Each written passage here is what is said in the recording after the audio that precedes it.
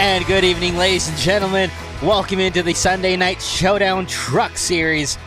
Just wrapping up qualifying here at Talladega Superspeedway. A lot on the line for tonight's race. Not only do we have the playoffs, but we have the in-season challenge that is also going to be granting a driver some extra money into their pocket at the end of tonight's race.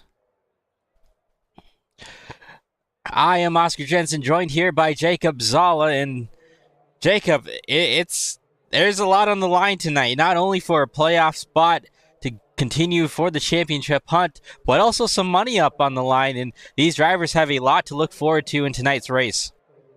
Yeah, 4 drivers in the in-season challenge finale tonight. That is Reese Schaefer, Justin Levine, Derek Garrison, and Colby Jackson. Those guys will be battling for the $100 at the end of this race. But again, not only is there $100 on the line, this is an elimination round. So there could be guys that get eliminated here tonight. You know, Justin Levine's only 15 points above the cut line. Causey's plus 38. Reese Hamilton's under the cut with a minus 15. Jordan Berry's minus 33, and Colby Jackson's minus 55. So not only do we have some money on the line, we also have eliminations of the playoffs tonight as well.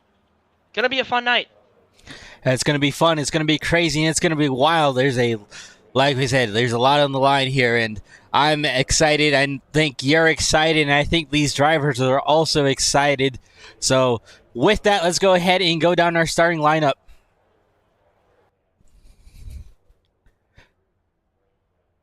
Row number 1 is going to be Jordan Berry and Joseph Causey. Then row number 2, Landon Matherson and Reese Hamilton to his outside. Row number 3, Reese Schaefer will be joined by Justin Day. Heading back to row number 4, we'll have Derek Garrison and Colby Jackson. Colby Jackson more than likely in a must-win situation here tonight. Row number 5 will bring us Aaron Kay and Jason Miz. Row number 6 will be Justin Levine, and then to his outside, Bryce Shoemaker. Row number 7 will be Keith Shoemaker, and then Jim Foskett. And rounding out the field will be Austin Edstrom and Ron Hollifield.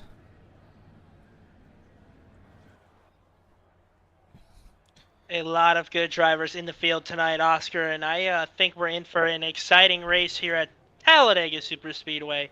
Always a great track.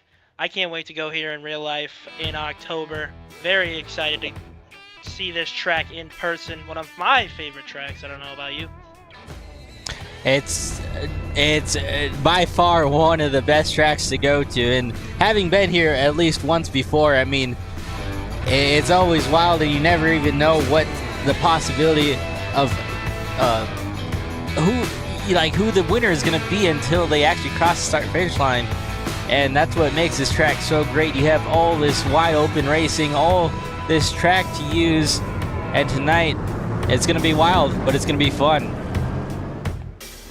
Yeah, it is going to be a great time. And Jordan Berry on the pole here tonight. A little bit of raps by JB. Of course, Jordan Berry sponsoring the in-season challenge tonight. Shout out to him. And Joseph Causey right next to him. So 2 guys, 2 friends at the front of the field here tonight.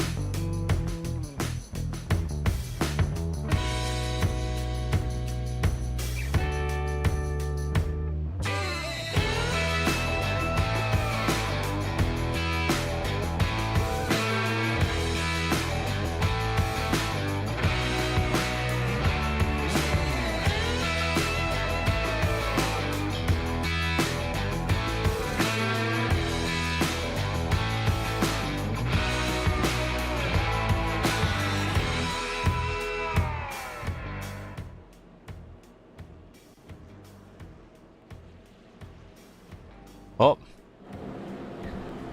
and I don't know if my mic is muted there, but I just did the whole weather display, and then that wind that heading towards the southwest. I mean, Zala, that wind can be such a big factor as to how your truck handles here. Yeah, I agree. The wind will cause some issues. It'll push that truck a little bit farther than it wants to go. It'll make that truck a little uneasy. But these drivers will have to handle that and factor that in to their race tonight as the pace truck is getting ready to roll off here, and we are about to go green at the Talladega Superspeedway.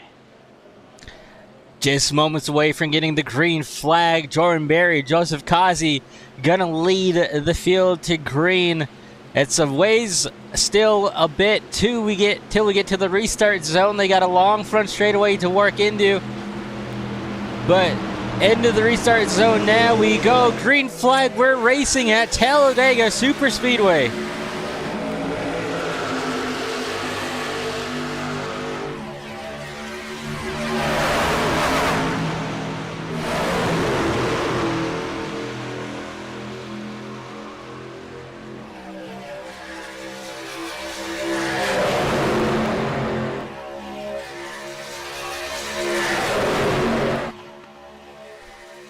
The 54, Bryce Shoemaker looking high back there for 3 wide possibly. Yeah, I was going to say we're already making it 3 wide.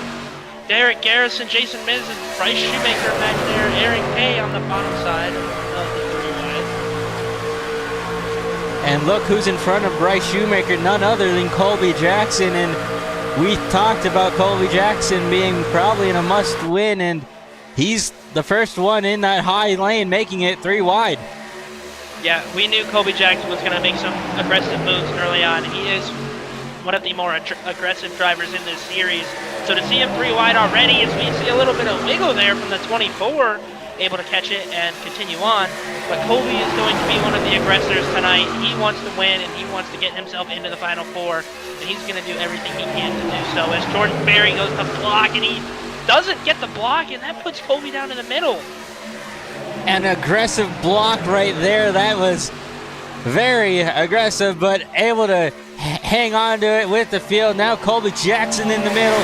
Joseph Kazi on the bottom. Berry now leading the top side as they come out of turn number 4. And a little bit of a moment right there as Shoemaker tried to give Berry a shove coming off of 4. And turn 4 definitely going to be a spot to watch with how these trucks can handle in too big of a shove.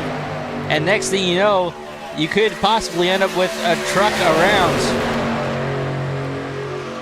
Yeah, there's a lot of wiggling I'm seeing out of some of these guys, and you have to wonder if that wind is making it harder on these drivers to push down the back straightaway here.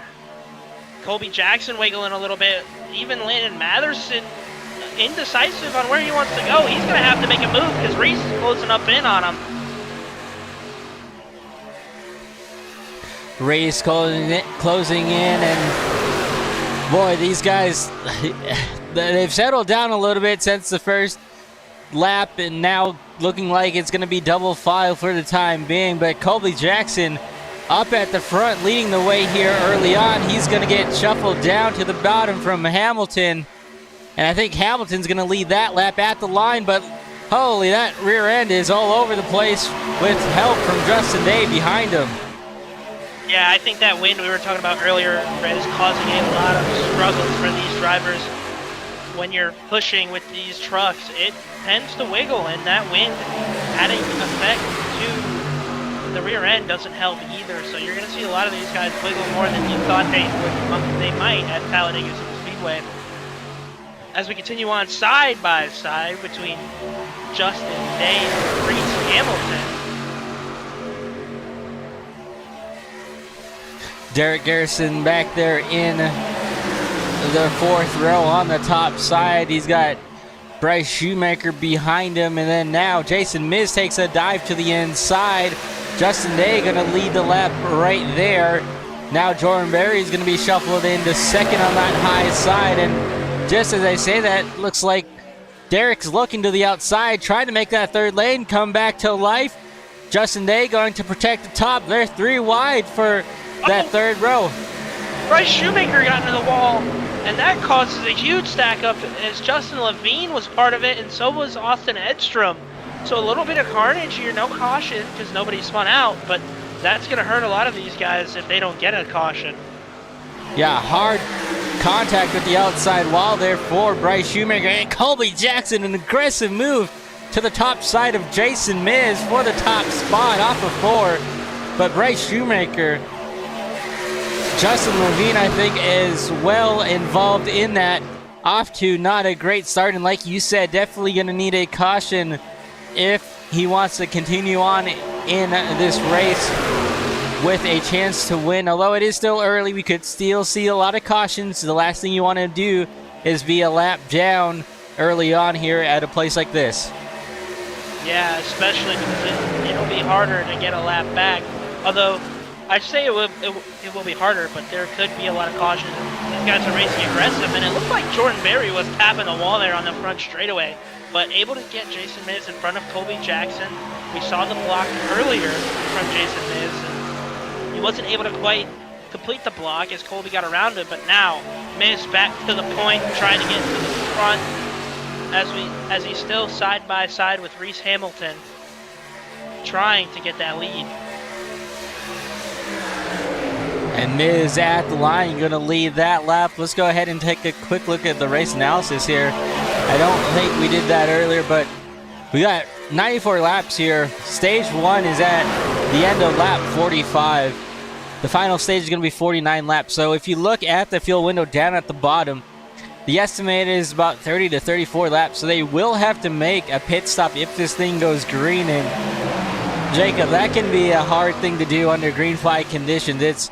You want to be able to save fuel, as much fuel as you can, especially when you're that close to making it in this first stage. But you also got to realize that if you make a green flag pit stop, not only do you have to wind it down from race speed to pit road speed of 55 miles an hour, but you also want to be able to pit with some friends out there on the track.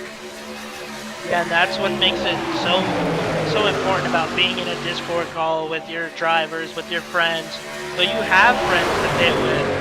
It's very important to have teammates around you to be able to pit with, because if you don't, you might be stranded. These guys are going to have to take a lot to make a pit stop as well. You know, you think about it, these guys all are going to have to make it down to pace speed, and one's got to be on the pit wall, one's got to be on the right side of the line. It's going to be a crazy fight when they come down to pit here in the next 30 laps or so.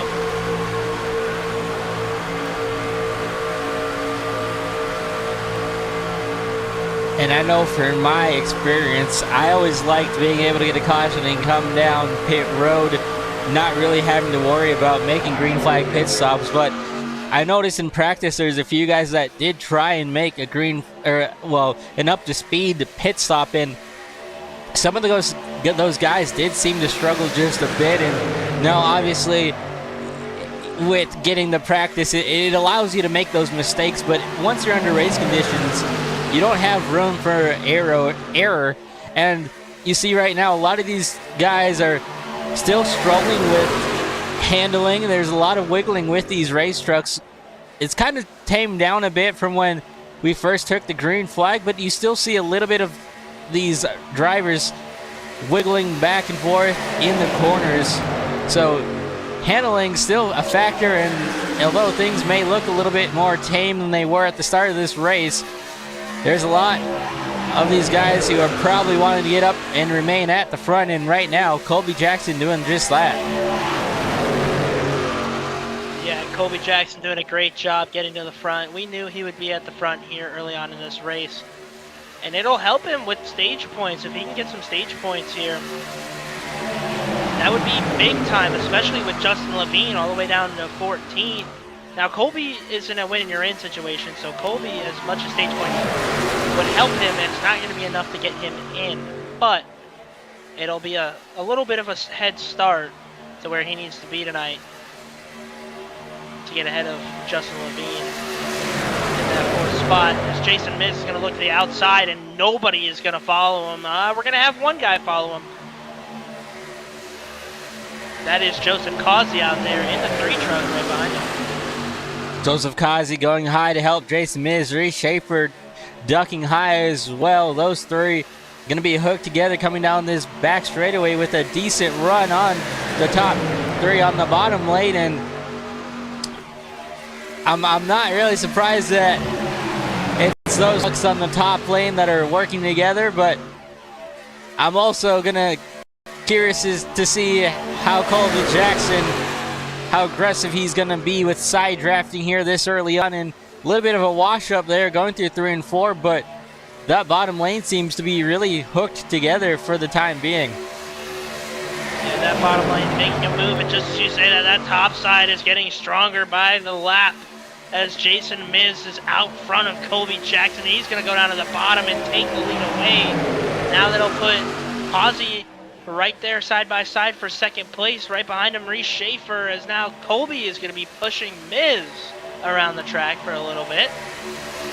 And wildly enough, Jim Foskett up there in the 47 truck having himself a great start to his race up there in 4th place. And the field better watch out. Joseph Kazi, Reese Schaefer hooked together, able to go around those guys on the bottom. And they're up at the front for the time being.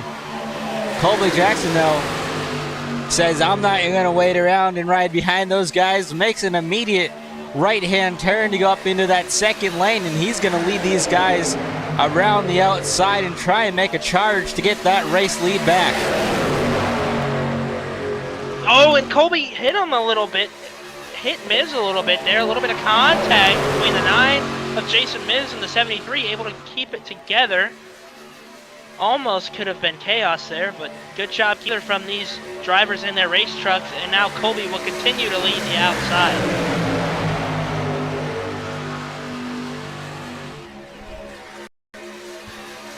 Side by side for the time being. We're going to go ahead and take a quick little side-by-side break. You guys won't miss a thing.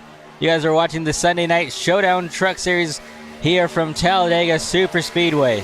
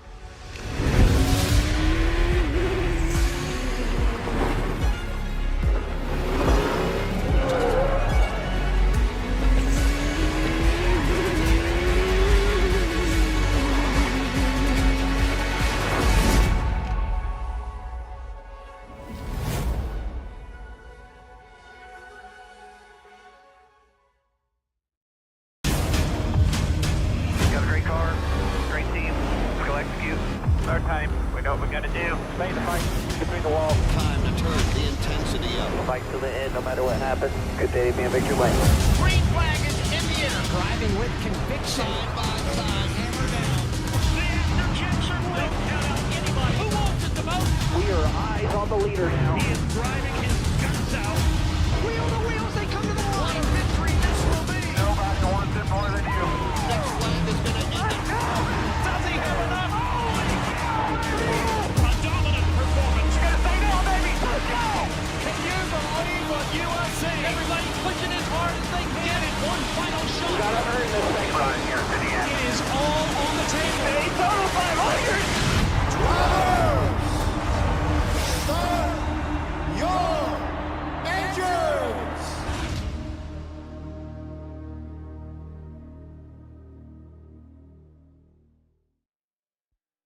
Racing isn't easy, but experiencing it is.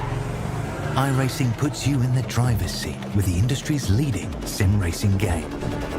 Drive on laser scan replicas of the greatest racing circuits from around the world. Go head to head against other drivers chosen by skill-based matchmaking to ensure competitive racing at every level.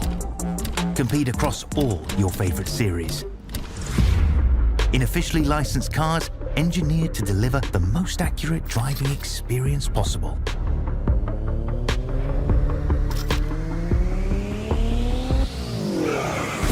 Join a race or host your own with players from across the globe. Race against the computer or in a league with friends.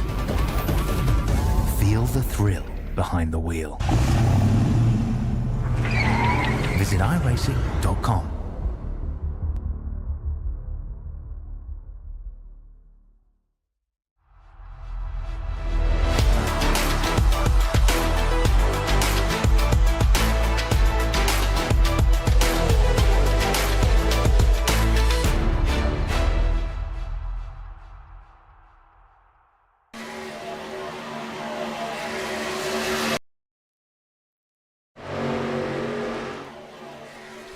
Welcome back in, ladies and gentlemen, to the Showdown, Sunday Night Showdown Truck Series.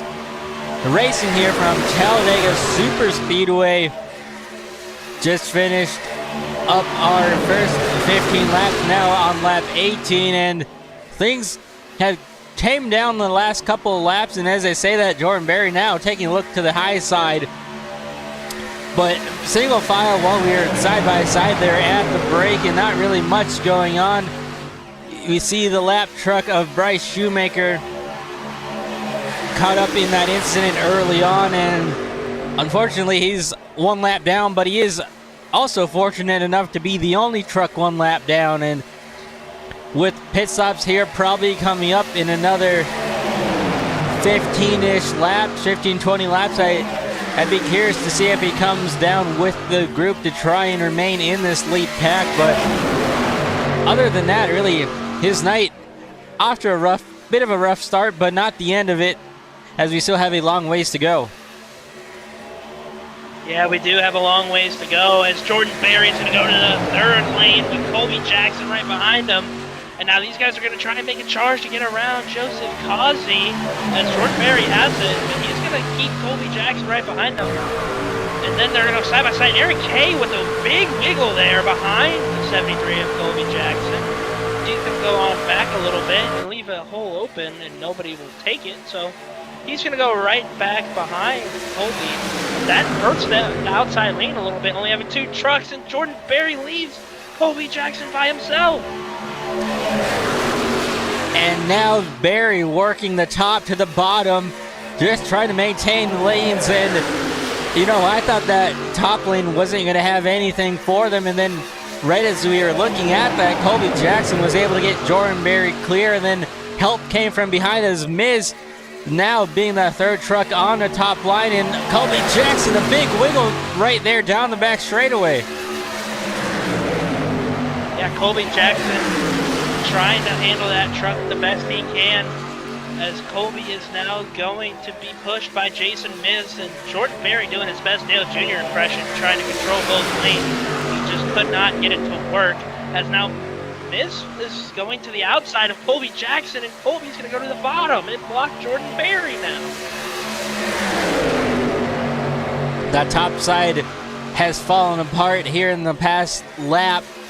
Now only 3 trucks remain up above, and those 3 trucks definitely going to need some help to try and keep even with the inside lane, as you can see that inside lane is built up of majority of this field for the time being, but Colby Jackson able to get down and now really just leading the way on that inside lane. Jason Miz, Aaron Kay trying to work that top side, but I just don't know if they have enough help up there for the time being. Yeah, there is not a lot of trucks up there on that outside lane. They're going to try everything they can, but you know, you only have 3 trucks up there. You're not really going to do much with 3 trucks. You need more trucks up on that outside lane to get things moving, get things going. But these guys are just going to keep falling on back, because now we have 1 truck that goes with them. That's Joseph Causey. So now we have 4 trucks up there. 4 trucks is great. And now here comes Reese. And Colby's going to block Joseph Causey. Reese back to the bottom.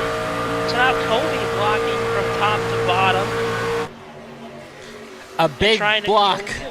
Yeah, that was a big block right there coming off of 2, Jacob. And those blocks by Colby Jackson are pretty expected, but also the later this race goes, these blocks are just going to be more and more aggressive. And you know as well as I do that sometimes things go wrong when you try and throw big blocks like that. This time, though, I think Colby Jackson might have gotten a little bit more room to work with as he now takes a look to the inside down the front straightaway.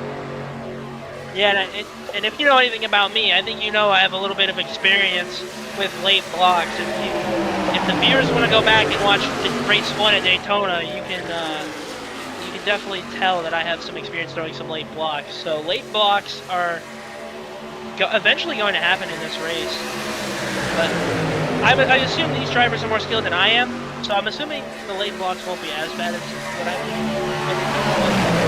think. Anyway, continuing on, Colby Jackson in second as Joseph Causey's now on the bottom side getting pushed by Jason Miz and Jordan Berry, and they are pushing each other. Oh, Berry out of line there for just a brief second, and that's going to shake up that inside lane and allow Colby Jackson to get a good run on the outside, pinching that inside lane, just trying to side draft and pull those guys back on the inside lane. Now maybe a little bit of door banging as well as they enter turns 1 and 2. Yes, they are banging doors a little bit there. But they are going to continue on. Again, 4 trucks on the outside lane. 4 trucks I think is probably what you want here to get back up to the front, but it doesn't help you a lot. As these guys aren't really pushing each other either. Yeah, and that's a good thing to mention. If you're only 4 trucks, you don't necessarily need to be shoving each other super aggressive, but you do need to be able to maintain somewhat of a close gap in between each other. And you see those 3 trucks on the top side pretty broken apart right now, and Colby Jackson, who was up to about 2nd place just a lap ago, and now losing to at least that 5th, maybe even 6th truck on the inside lane. So as these guys start to migrate towards the bottom, you see Colby Jackson now getting in line. It could be that these guys are getting ready for a pit stop, but it also could just be that these guys are settling down a bit. The only truck up there right now is Reese Hamilton in the 4 truck. Doesn't have any friends for the time being, but Joseph Causey being up at the front, I mean, that's a threat to reckon with. And if you see that and you're the rest of the field, you're probably a little bit concerned considering the season he's had. But the one truck back there that we're going to keep mentioning is the 73 of Colby Jackson, who I wouldn't be too surprised to see him be the first one out of line here in just a couple of laps again. Yeah, he's definitely going to want to make a move to the front, as he's done early on in this race. As the field is now coming up on the lappers of Austin Edstrom and Justin Levine. So that's going to hurt Bryce Shoemaker because he was the only car a lap down. Now these guys are going to be a lap down. Ron Holyfield also in front of Austin Edstrom and Justin Levine. So there might be some implications here on who gets their lap back. And the one thing that I noticed from those 2 trucks in front is now looks like Austin Edstrom and actually a majority of the field going to come down pit road here, but those lap trucks did have some damage still.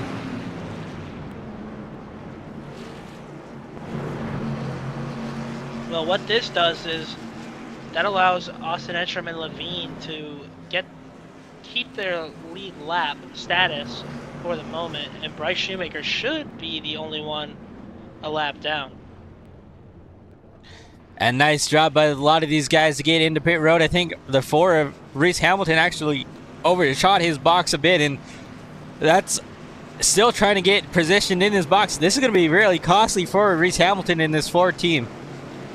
Yeah, that was a big issue, big mistake there by the 4 of Reese Hamilton, and he is going to lose everyone.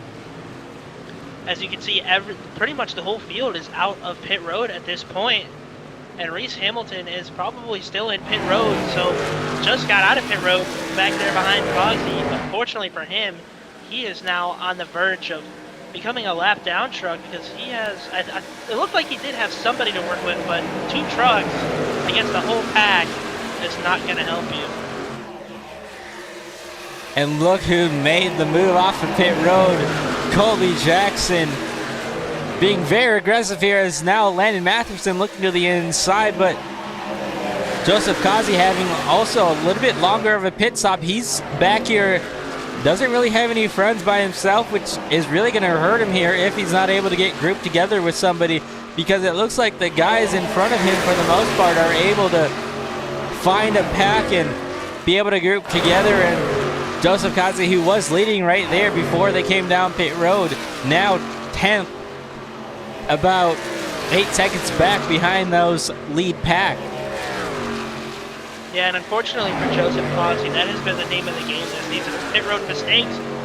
As Reese Schaefer with a big wiggle there, able to keep the truck under control and keep it going. But as I was saying, the name of the game for Joseph Kazi has been pit road issues.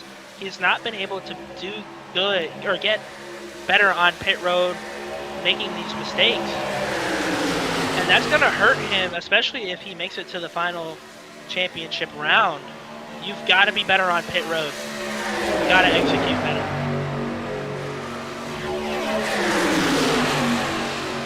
One who was able to execute fairly decent and right now holds the top spot is Justin A in this 24 truck. He's got Reese Schaefer behind him and Jason Miz as well. They're trying to work around those three on the bottom who are either one lap down or trying to go one lap down. The 26, the 87, and the 19 being those three drivers. Now they're going to be able to get clear, and like you said, Jacob, this puts Shoemaker in a really tough spot, and you don't see him up in this pack, and he is not the first truck a lap down. Yeah, and I thought those drivers, Holyfield, Levine, and Edstrom were gonna could hold the pack, hold the lead pack, so they could keep their lap, not being a lap down. But unfortunately, now they just got passed by Reese Schaefer, Jason Miz, and Justin Day, so that puts them a lap down. And now we have a couple trucks, 4 trucks that are 1 lap down. So Bryce Shoemaker on the lower end of that situation. And as big as this could be for some of these guys, the one that really you got to watch out for here is Justin Levine. And although I think he is pretty much situated good on the point side of things, definitely not. I mean, we kind of talked about it. He's not at his rig, his full-on rig still, so really just trying to make the best out of tonight and last week at Dover, but definitely not ideal to have to just ride around and try and just gain spots here and there and not really have a whole shot to go for the race win. As now it looks like he's going to work with Austin Edstrom and maybe try and get their lap back the harder way of working around the race leaders, but those two trucks being the only 2 takers on that top side for the time being. Yeah, and it shows that nobody really wants to go with them. These guys want to keep it safe for the time being. Reese Schaefer, the leader, Jason Miz, Justin Day right behind him, with Holyfield, who is a let down behind Justin Day. So we'll see if maybe they can get to Holyfield and maybe Holyfield goes with them, but it looks like Levine went back down to the bottom and Edstrom is left out to dry. So whatever they were trying to do did not work, and here we are, single file for the moment with our top, I believe that is top 8, top 6.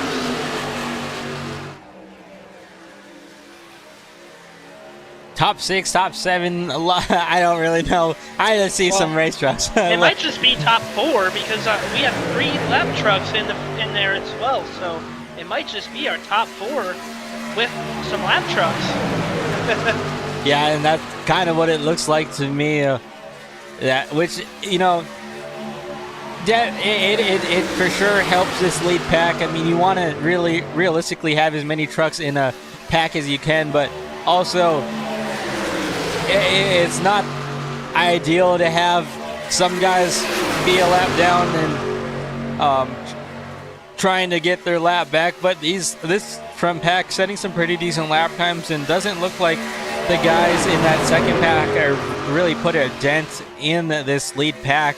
So as long as they're able to continue to do what they've been doing, I don't know if this second pack will be able to catch that first pack before the end of this stage. Yeah, and luckily for the second pack, we do have that stage caution, so these trucks will be able to get back to the front of the pack and continue to race again. So these guys are just going to have to hang on, and even if they can't get up to the lead pack, maintain your speed so long enough that you don't get lapped by lap 45 when the stage concludes, and you guys will be right back up to the front.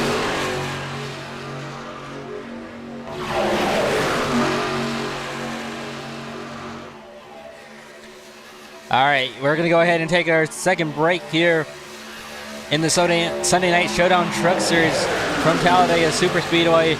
Again, you guys won't miss a thing, though, and we'll be right back with you guys.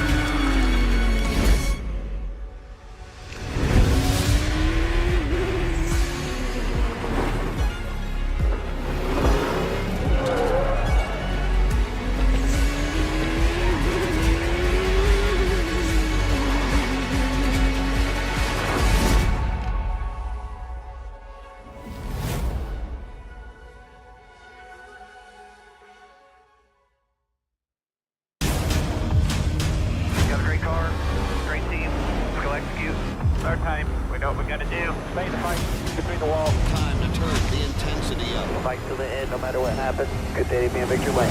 Green flag is in the air. Driving with conviction. Side by side, hammer down.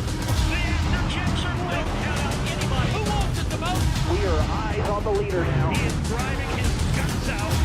Wheel to wheels, they come to the line. Victory, this will be. Nobody wants it more than you. Next flag is going to end it. Does he have enough? A dominant performance. You gotta say no, baby. Let's go.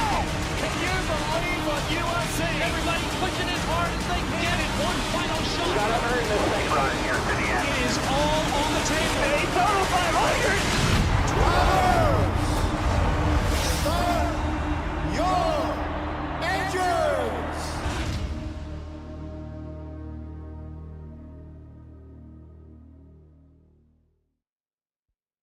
Racing isn't easy, but experiencing it is. iRacing puts you in the driver's seat with the industry's leading sim racing game. Drive on laser scan replicas of the greatest racing circuits from around the world. Go head to head against other drivers chosen by skill-based matchmaking to ensure competitive racing at every level. Compete across all your favorite series in officially licensed cars engineered to deliver the most accurate driving experience possible.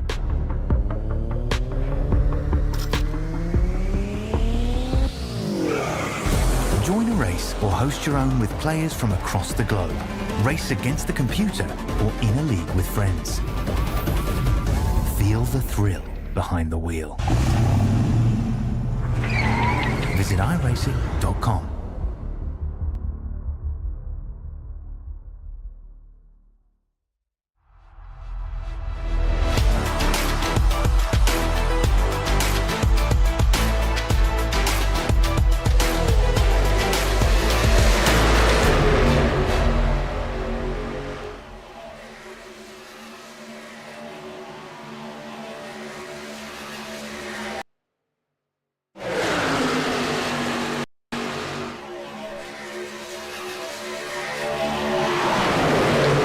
Welcome back in, ladies and gentlemen, to the Sunday Night Showdown Truck Series, racing from Talladega Superspeedway. Just a few laps to go before we get this stage caution at lap 40, at the end of lap 49. And it's been pretty quiet at the front for the time being. Reese Schaefer continuing to lead this field around. Behind him, Jason Miz, and then this outside lane still trying to work together. That's going to be Justin Levine leading that outside lane. Remember, he is one lap down, but Colby Jackson behind him. just trying to get to the front and lead some more laps. Well, one thing that does do with them racing like this is that helps the second pack gain a little bit of time.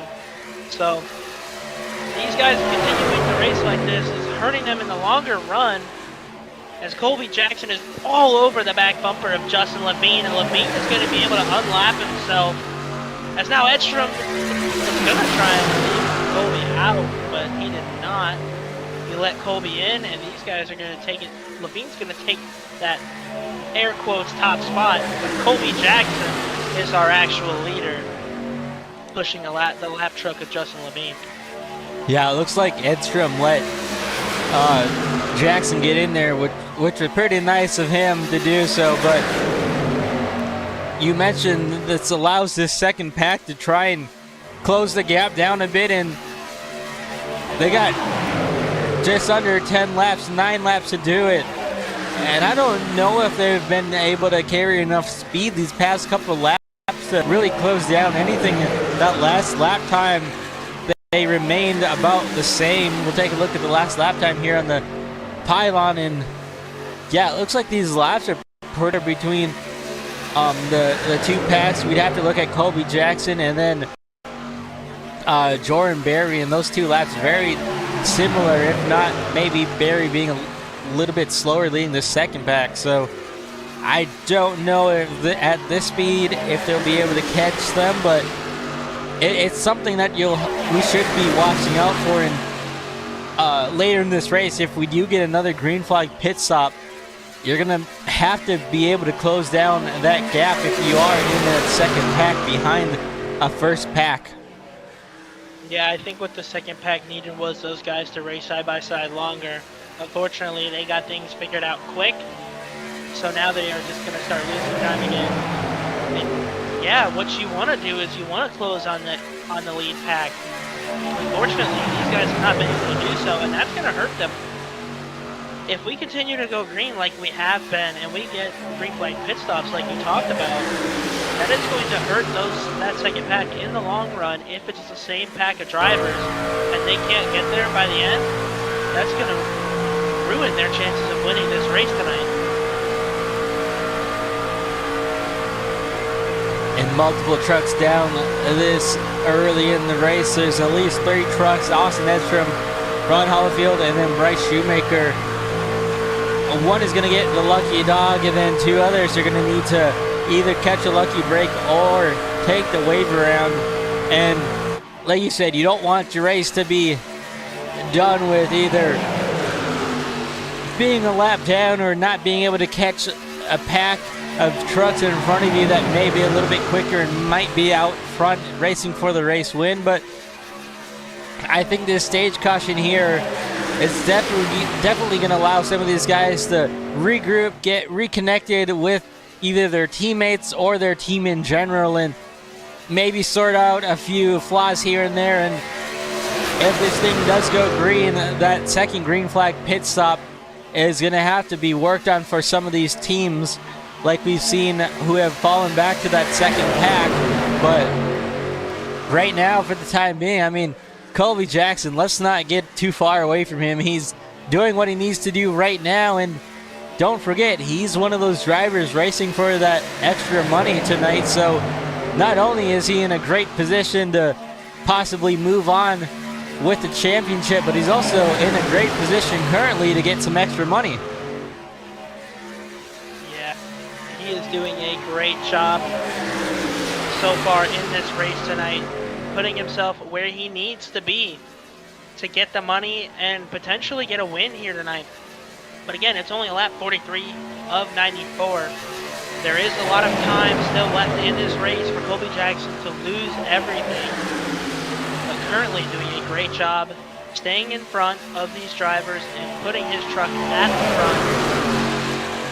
front to maybe get the $100 and maybe win this race and lock himself into the final. And one thing we should mention too is these drivers do get 1 fast repair. You don't want to have to use that. I know Bryce Shoemaker, I believe, probably used his, considering he had a very hard hit going down the back straightaway coming off of 2 earlier in this race, but if you do get involved in a wreck, you will have at least a second chance as long as you don't have to tow to come down pit road. I think if you have to tow from a wreck, that might end your night, but these guys do have one fast repair at least to work with. Yeah, and that one fast repair helps out a lot, unless you use it early. So like you said in Bryce Shoemaker's case, down a fast repair, well, now he's going to have to keep his truck clean for the rest of the race. But these guys all still have that one fast repair to help them out in case we see the big one, as they would say here in Talladega, because that could still happen. There's not a lot of drivers in this field, but we could still see the big one here tonight. And just a couple laps before the end of this stage, you see these guys in this first back start to dip out. Austin Edstrom, Reese Schaefer behind him, and now Colby Jackson trying to stay tucked in line behind Justin Levine, but these guys have decided it's time to go, and wow, they are 3 wide right now as they head into turn 1, and then we actually have a caution out on the racetrack. Yeah, caution is out on the speedway, so you know what that does? Justin Levine is going to get his lap back, and I'm not quite sure if Edstrom was able to get it too. I think they both were able to get their laps back. So now, the only 2 trucks a lap down is Ron Holyfield and Bryce Shoemaker.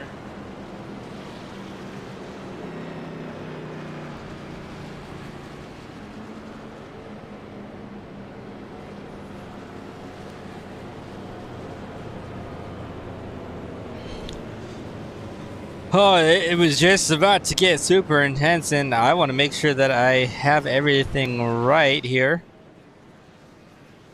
I'm not quite sure.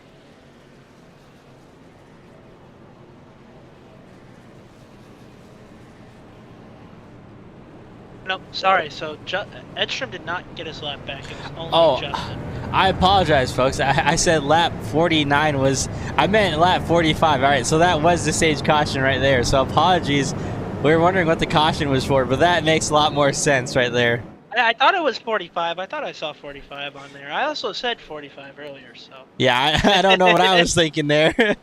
So, working out for Colby Jackson, Reese Schaefer, right there behind him as well.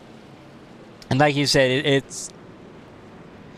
When we get the lucky dog and the free pass around, it's going to be a unique situation for some of these drivers to try and put themselves back in position to get into this race again. But, you know, while these guys are under caution, you're probably wanting to be able to relax, maybe get a drink of water, asking your team for maybe a little snack bar inside that race truck.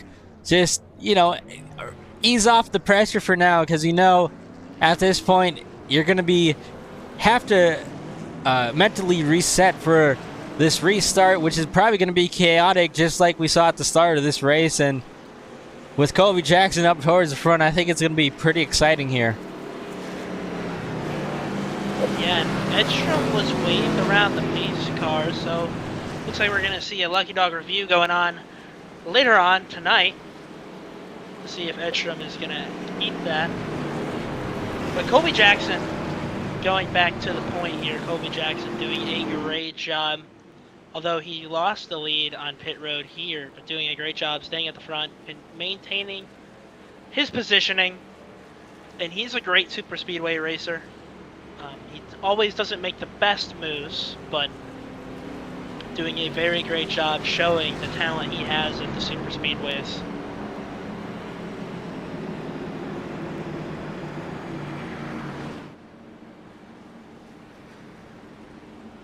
Well, Jacob, this is pretty much going to be it to the end, and obviously we can't predict any cautions that are going to be coming into play, but at this point, your team and you are probably going to have to focus on who is going to be able to make the right calls, who is going to be able to be up at the front at the end.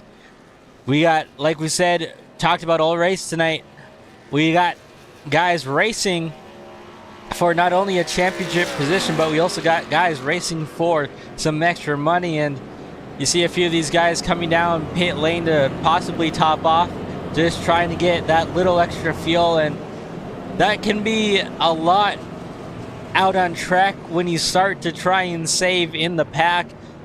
I know from my experience, I hate super speedway saving when it comes to fuel, because it's just so hard to do so under green. You don't have a whole lot of room to try and save fuel. Yeah, I imagine these guys are not going to try and save that much fuel. Some of these guys will, but I expect to see these drivers racing hard at each lap. Just being the nature of the beast at Talladega Superspeedway. I don't imagine these guys are going to be the ones to save a lot of fuel. Reese Schaefer is a guy that I can see saving fuel, but I see a lot of these guys racing aggressive. Just because that's how the way this track is. Yeah, and the only reason I mentioned saving fuel is if you're able to save a little bit, you could have a little bit quicker of a pit stop if we do get this green flag stop here, which can definitely add up to be quite a bit of time on track. We already saw on our first green flag pit stop that we had two separate groups with kind of different strategy calls there. I think some guys took 4, others took 2. Some might have just taken fuel only. So you might not be thinking about this race being a fuel saving or fuel strategy race, but every little bit that you don't have to take under a green flag stop can really help out on the track. Yeah, I agree. You want to keep as much fuel in the tank as possible. So these guys, well, yes, fuel saving is an option. Will it be an option? We'll wait and see. As the pace truck is about to roll off, we're about to get back racing in the Sunday Night Showdown Truck Series at Talladega Superspeedway. And I'm with you, Jacob. I don't think these guys are going to do much saving. I think we're going to see a lot of these guys be super aggressive. Watch that yellow and blue 73 truck on the inside, about 8 rows back. Green flag in the air. We're racing once again from Talladega Superspeedway.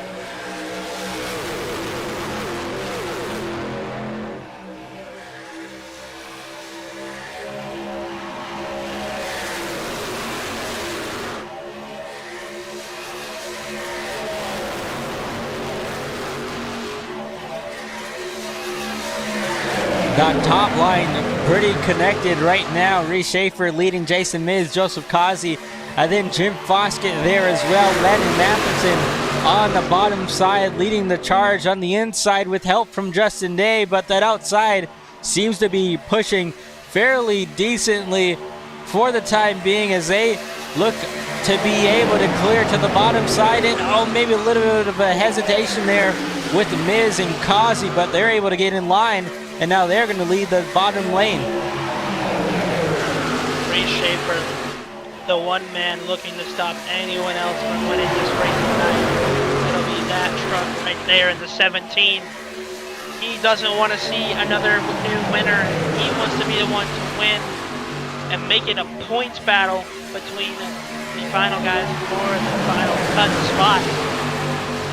Looking back towards the back, Reese Hamilton going side by side with Jim Foskett and Aaron Kay, Colby Jackson right behind him. So Colby not able to get through the field as quick as he was earlier, but I imagine he won't be back there for too long. And now Jordan Berry to the high side. He's got Jim Foskett and Aaron Kay behind him. They're trying to get that second lane going. Not looking as connected for the time being, just trying to get it sorted out. But like you said, I think Colby Jackson, we're definitely going to see him be aggressive here in just a little bit. But these trucks on the inside are really sorted out for the time being on from about the first to about 6th truck in line. And maybe these guys are trying to conserve it a little bit, just trying to make it to the end. They saw how aggressive they can be and don't really want to play their cards too early, as we are only 51 laps into this race, and that might seem like a long time if we're at a different sort of track, but here with 51 or 94 laps down, I mean, that's just about a whole another half of a race to go, and quite a long time to try and figure things out. And I wouldn't be too aggressive right now if I was some of these drivers. No, there is still a lot of laps left here tonight. There is not much to race for right now from lap 52 to lap 94. So these guys keeping it safe would be an option, but I don't think that's the option some of these drivers are willing to take. As we watch Jordan Berry to the outside with Jim Foskett and Aaron Kay behind them, they are moving through the field. And Jordan Berry wants to go lead that line, lead the pack. He's going to try and side draft all the way down to the start-finish line to try and get to the front, and they are doing it. They are going to the front. A big push on this outside lane, and now they're going to be dead even with Reese Schaefer on the bottom side. See if maybe they can get clear off of 2. Now having a little bit more help in the outside line, and yes, he's going to make the dive to the inside. Will he go back up to the top? Yes, he will. Not quite clear, though. Now he's going to be forced to go right down to the bottom side, and now Jim Foskett going to be able to lead that outside lane. Reese Schaefer, though, trying to get very cleared so that he can clear Jim Foskett on that top side. Yeah, Jim Foskett doing a great job of avoiding Jordan Berry there, so it didn't cause a chain reaction. It caused the big one. As now Aaron Kay is going to push Jim Foskett to the front, and Jordan Berry this time now, I think he knows he's side by side. He can't go anywhere. He is deadlocked on the bottom, cannot move, or else it's going to be a big wreck in front of the field. Down the back straightaway, Jim Foskett is going to try and get clear of Jordan Berry, but it's not going to be possible. Reese is pushing Jordan Berry very hard.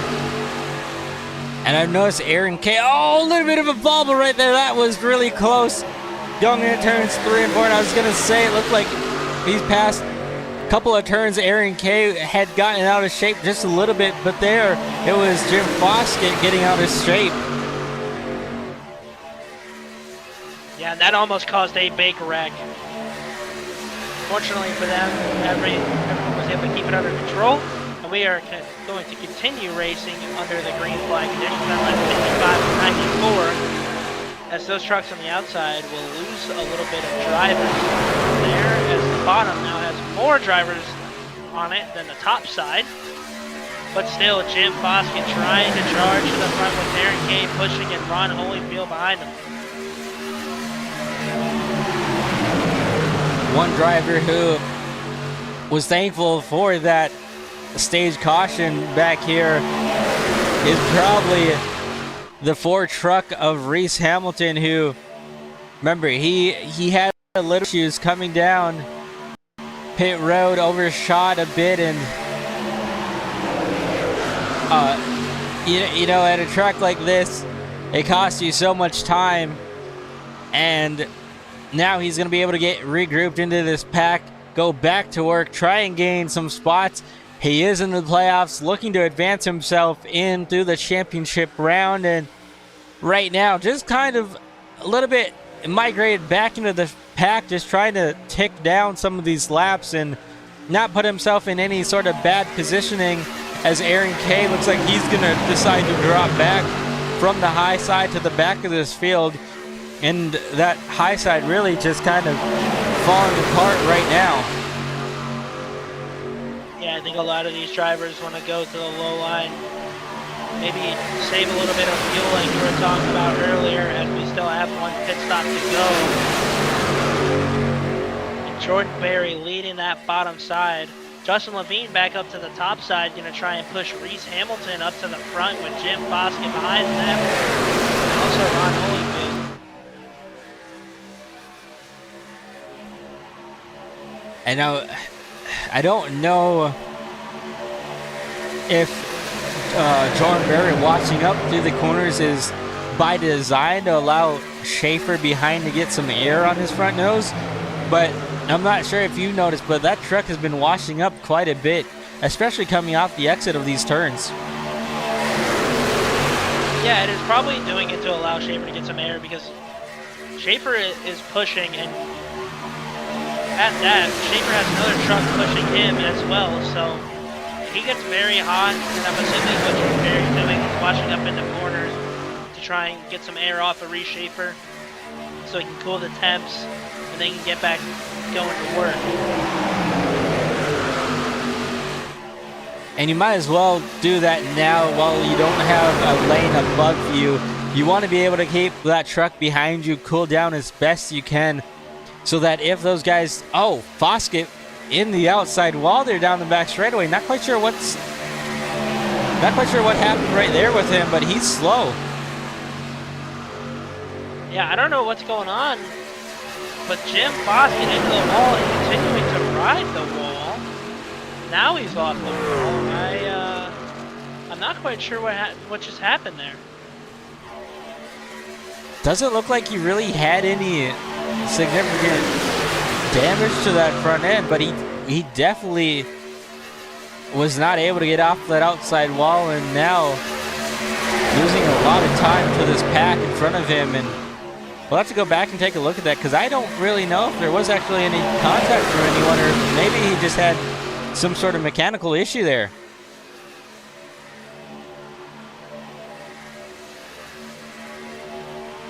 It almost just looked like his truck went straight right there. I'm looking a little bit back at the replay for my own sake. I'm looking in the cockpit, and it looked like his wheel just went to the right, so I'm not sure if maybe his wheel just disconnected or something happened there, but very strange and unusual from the 47 engine. Yeah, I was wondering if maybe the 26 might have given him a bad bump, but it didn't look like he was even anywhere close. And looking at the replay now, definitely not even really anywhere near him. So that's really odd for the 47 of Jim Foskett to have happened. And like you said, could have probably been a wheel that disconnected, which is really unfortunate for him. Yeah, looking at it again in the cockpit, it looked like the truck just went straight to the right, so I'm going to assume it was a wheel issue or something happened there with some equipment of the 47 truck that unfortunately put him in the wall, and now he is going to be on the verge of being lapped. So what that does do is now if you're the Shoemaker, Bryce Shoemaker, you're scared again because you're one lap down, the only truck a lap down, but now there's another truck that could also be a lap down. So the cycle continues for Bryce Shoemaker. And Bryce Shoemaker again having that early incident in that 54 machine, looking to try and turn his night around, and right now things not going his way, but look who's up at the front now, Jacob. It's Reese Hamilton. And remember, he's one of those drivers who definitely needs to have a solid night coming out of here to be able to advance, and he's up at the lead in front of Justin Levine and Reese Schaefer. Yeah, Reese Hamilton only 15 to the cut line, ahead of the guy, or behind the guy right behind him, Justin Levine. So let's say Justin Levine finishes second and Reese Hamilton finishes first. That's going to be a close call as to who makes it into the final spot.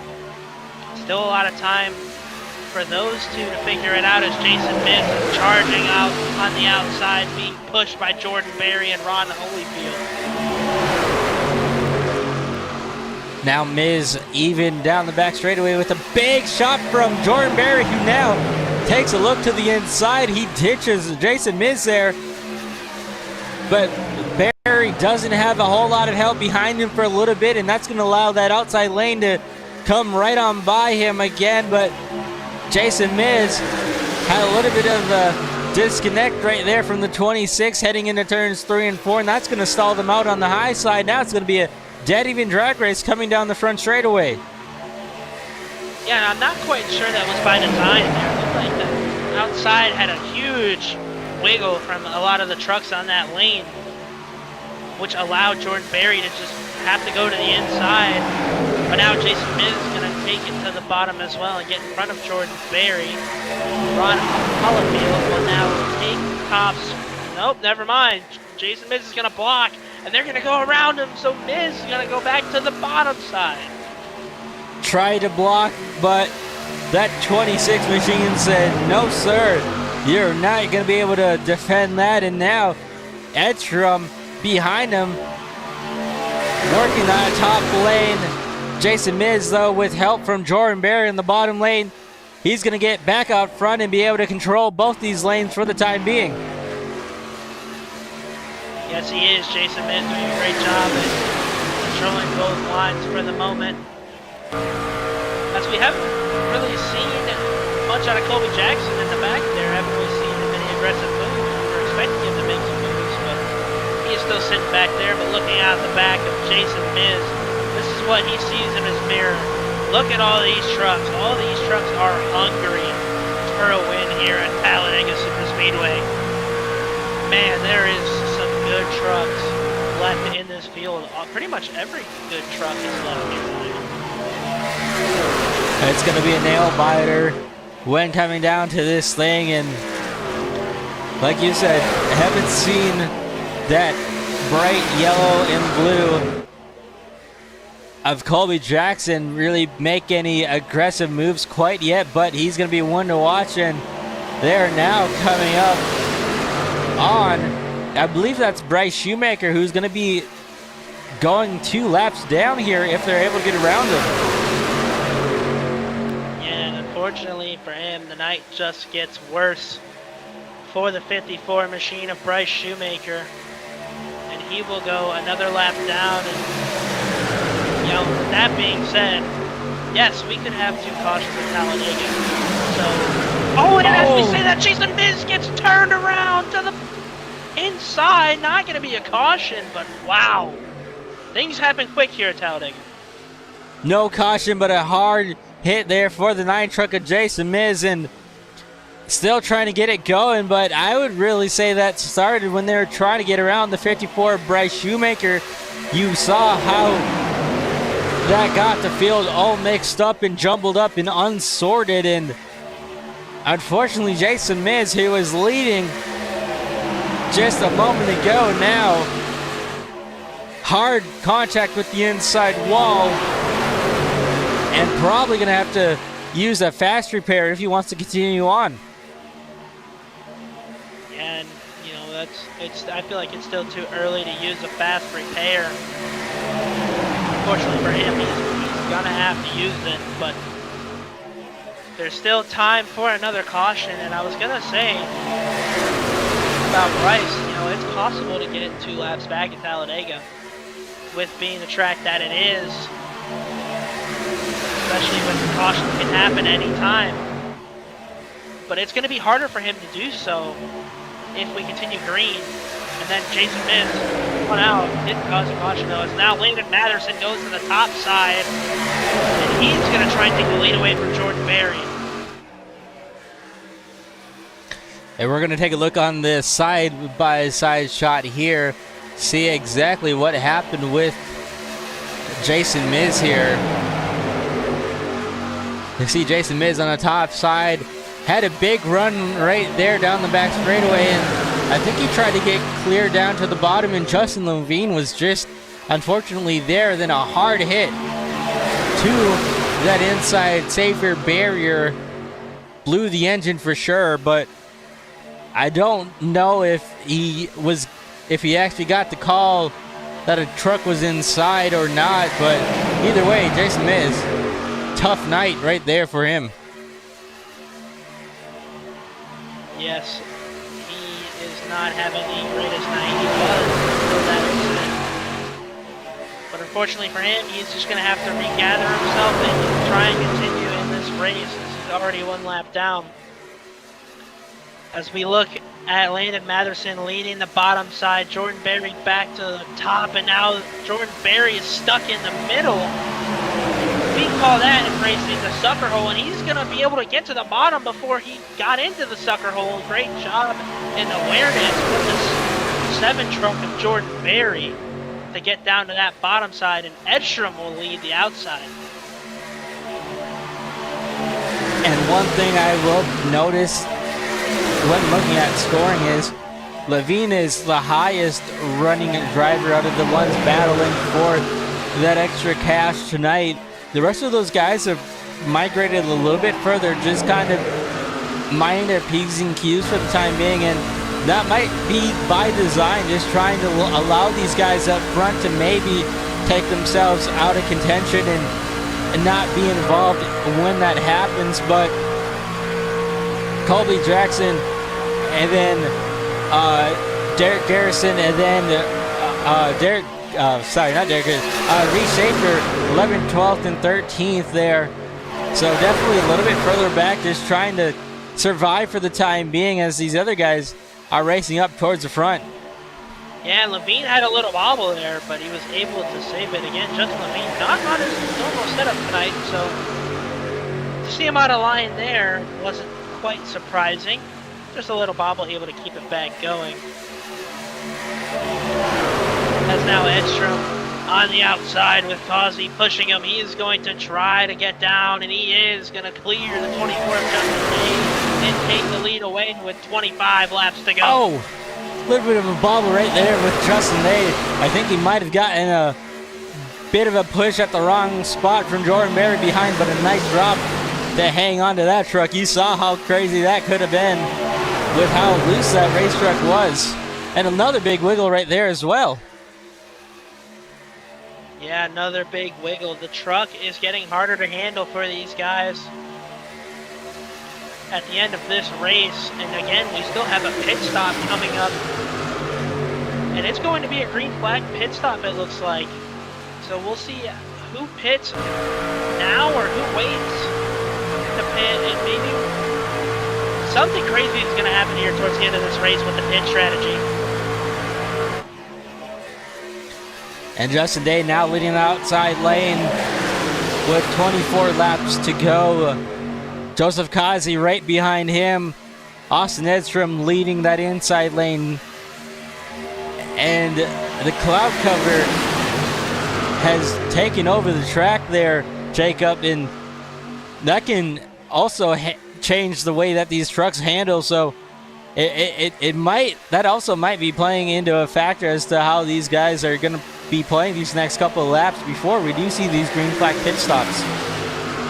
Yeah, cloud cover does hurt tremendously the handling when it comes to these super speedways, especially when you have high winds.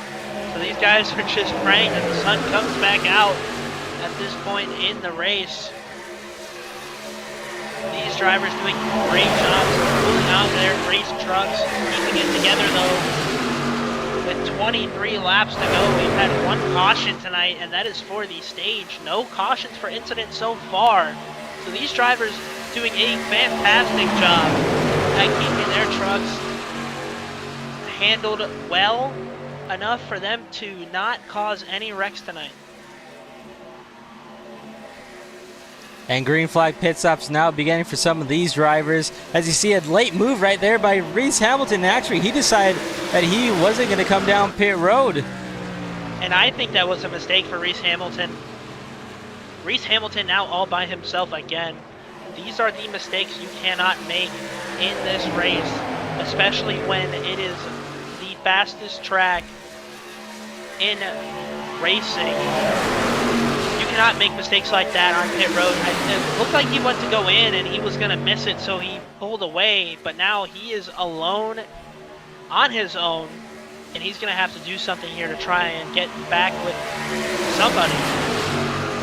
And you wonder if maybe that was a late call from that team, or if maybe he realized that he wasn't going to be able to make it down on speed. But like you said, that was a very unfortunate situation for that Ford machine, as now Justin Day going to lead the second group of drivers onto pit road here.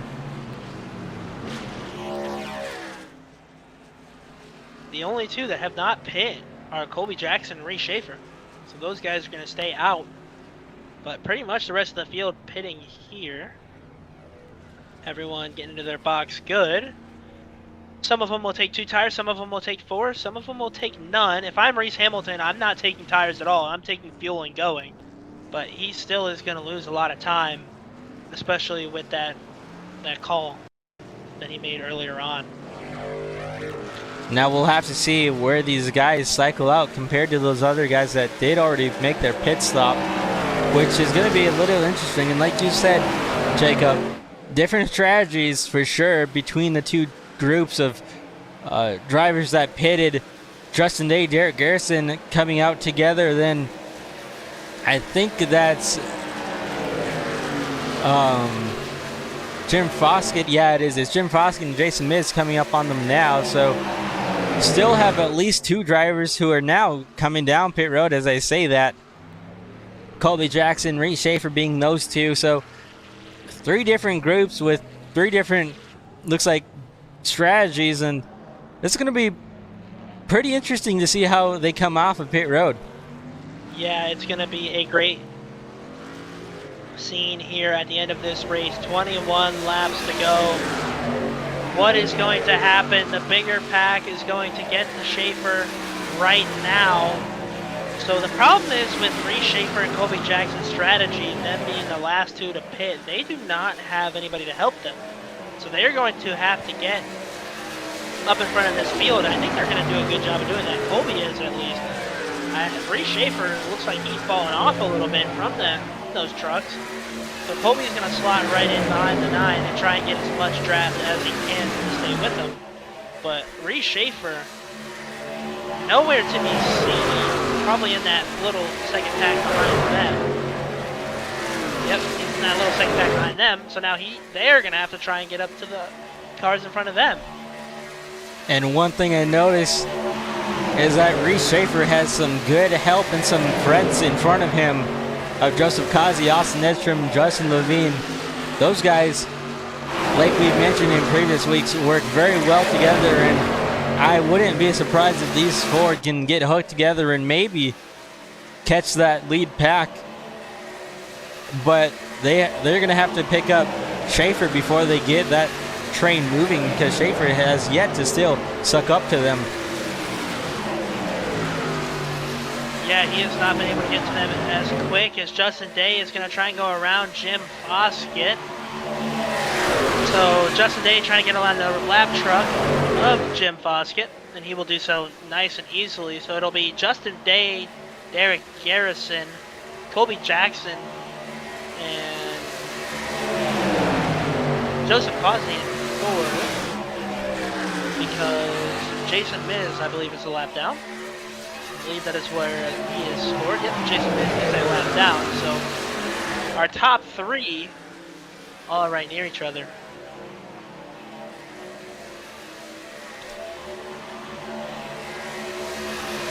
Well, while Justin Day and Derek Garrison lead the way with 18 laps to go, Jacob, 3 different packs here. We just talked about how this first pack is made up by a few lap cars. Then we go further back and we see Kazi, Edstrom, Levine, and Schaefer. But then if we go directly further back behind them, you'll see another group of guys led by Landon Matheson in the 8 truck with Jordan Bear and Aaron Kay in there as well. And they have a little bit more trucks in this 3rd pack, but they're not as organized as the 2 packs in front of them. And, you know, with 17 laps to go, you can definitely put that work in to try and catch the lead pack, but you need to be on the right page. You need to be communicating with those guys in your pack and make sure that you're working out the flaws and setting down some good lap times. Yeah, and organization is key at Superspeedway racing when it comes to green flag pit stops. And these guys are just losing time right now, being unorganized as they are. I don't know what the strategy is here. You guys got to get organized fast, because if you don't, you are going to keep losing time like it's that. It does not come easy when it comes to gaining and losing time here at Talladega Superspeedway under these green flag conditions. And look at that.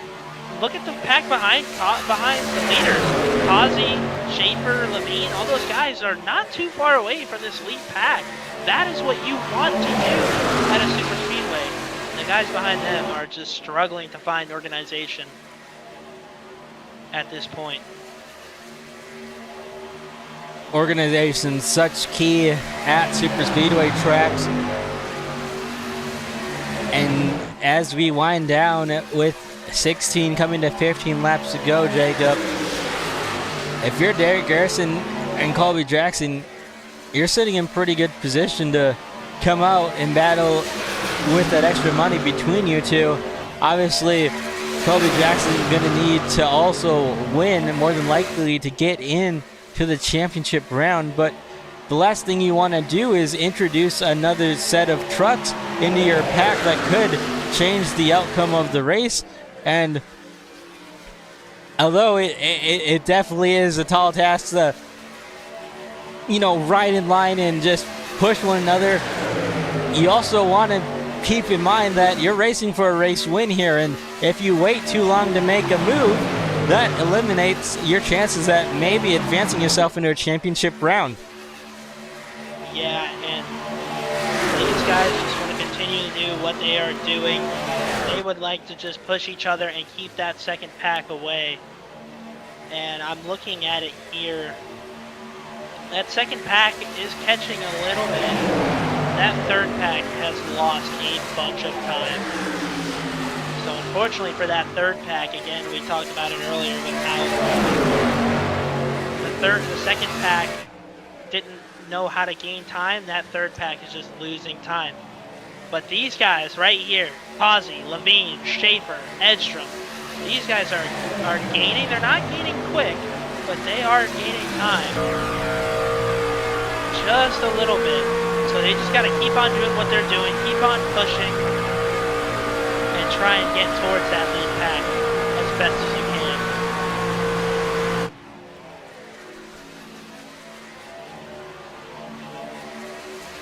All right, folks, with 14 laps to go, we're going to take our last side-by-side commercial break, and we will be right back with you guys in just a moment.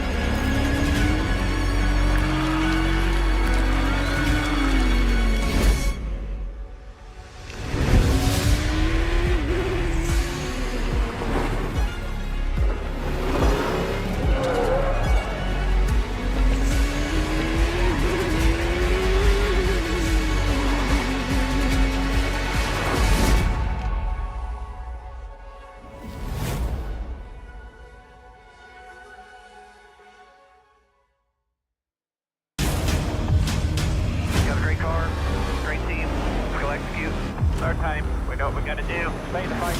Between the walls. Time to turn the intensity up. Fight to the end, no matter what happens. Good day to be in victory lane. Green flag is in the air. Driving with conviction. Side by side, hammer down. The afterjets are lit. Count out anybody who wants it the most. We are eyes on the leader now. He is driving his guts out. Wheel to wheels, they come to the line. What a victory this will be. Nobody wants it more than you. Next flag is going to end it. Does he have enough? A dominant performance. You gotta say no, baby. Let's go. Can you believe what you are seeing? Everybody pushing as hard as they can get it. One final shot. Gotta earn this thing right here to the end. It is all on the table. A total 500. Drivers, start your engines!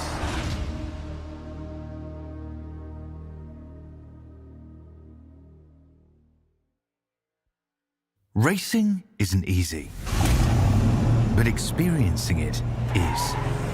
iRacing puts you in the driver's seat with the industry's leading sim racing game. Drive on laser scan replicas of the greatest racing circuits from around the world.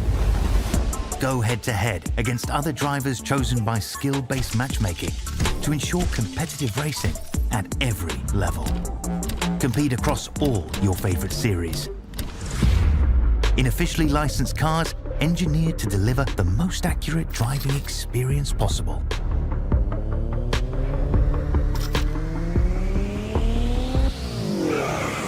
Join a race or host your own with players from across the globe. Race against the computer or in a league with friends. Feel the thrill behind the wheel. Visit iRacing.com.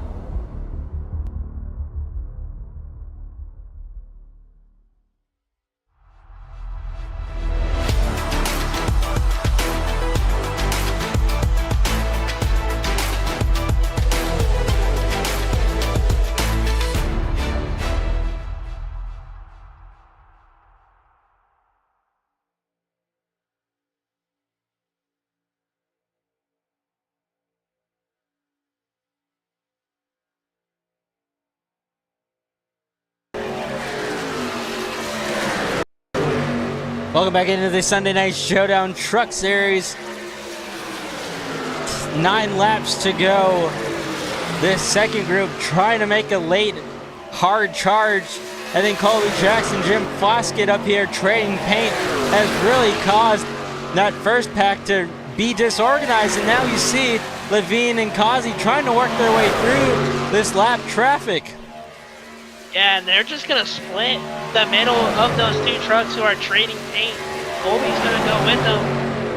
I don't know what was going on there between the 47 and the 73, Colby Jackson and Jim Foskett, but those guys were trading paint literally for a couple laps, and that just allows Derek Garrison to, well, I can't say to take the money. I mean, there's still 9 laps to go, 8 laps to go at the line, I believe, and there's 3 trucks against 5 now, so he's have to start making time up. But for the moment, Derek Garrison is the in-season challenge finale.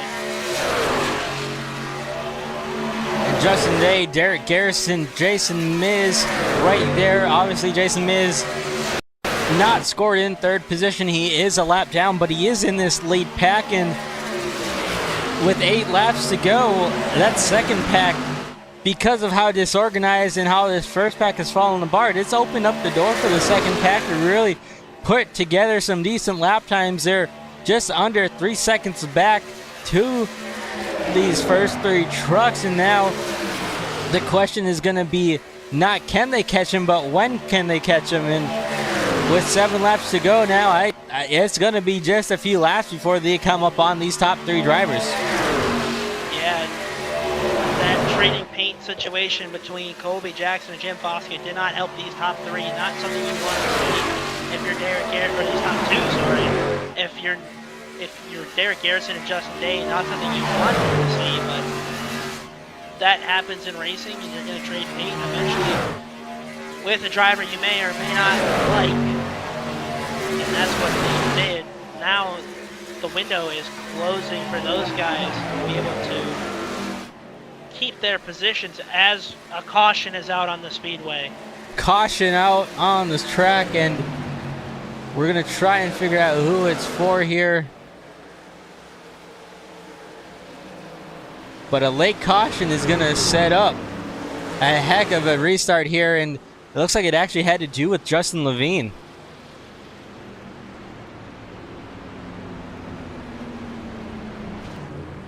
Yeah, Justin Levine getting spun around there. From what it looked like. And just a little spin, he'll be fine, no damage on that truck it looks like, so he'll continue racing. But everything we were talking about, yeah, you can now throw that out the window. Things are going to get spicy here with 6 laps to go at this high-banked superspeedway. It's going to be wild, and with drivers looking to move themselves into the championship hunt and fight for that championship, but also the money on the line. There's a lot of drivers that are going to be going for it all, and Justin Day, who is just a few laps away and looked to be sitting pretty with at least one teammate behind him there, now going to have to hold off some hard charging drivers behind him on this restart. Yeah, it is going to be a race to watch. So if you are not tuning in to this race, you need to be tuning in right now because there is a lot of implications that bring effect with this caution. We have the in-season challenge finale. 4 drivers: Justin Levine, Reese Schaefer, Derek Garrison, and one more. Sorry, I can't. Colby Jackson fighting for the $100, and you also have to add on the elimination round as well. So 6 laps to go. There's a lot to fight for. Let's go ahead and take a look at that incident with Justin Levine here quick.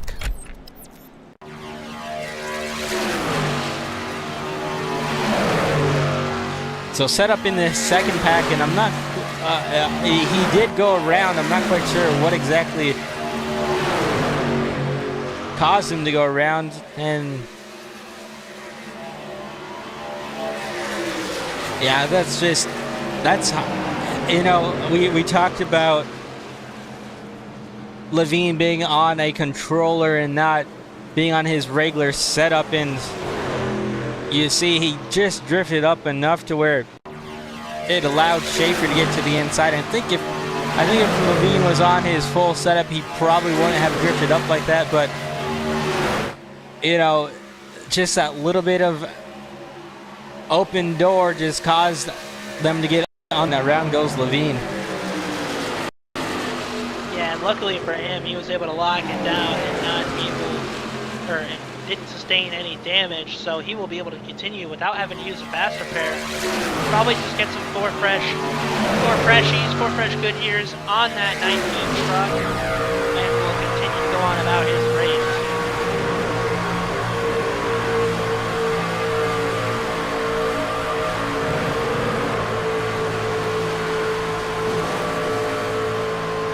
Reese Schaefer doing a great job keeping it off the wall there too. He got pretty close to the wall, so good effort on him to keep it off the wall and not get any damage on his truck as well. Yeah, great job by those guys right there to avoid what could have been a lot worse than what it was, and thankfully Levine just went for a spin and didn't really sustain any sort of heavy damage from that incident.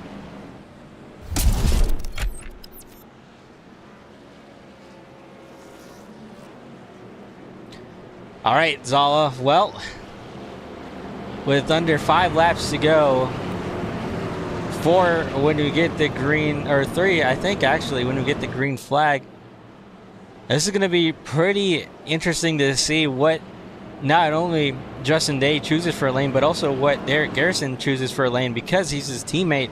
I wonder if they're going to maybe line up behind each other, and yes, they will. So teammates going to be picking the bottom lane here, and then teammates on the top side as well for this restart.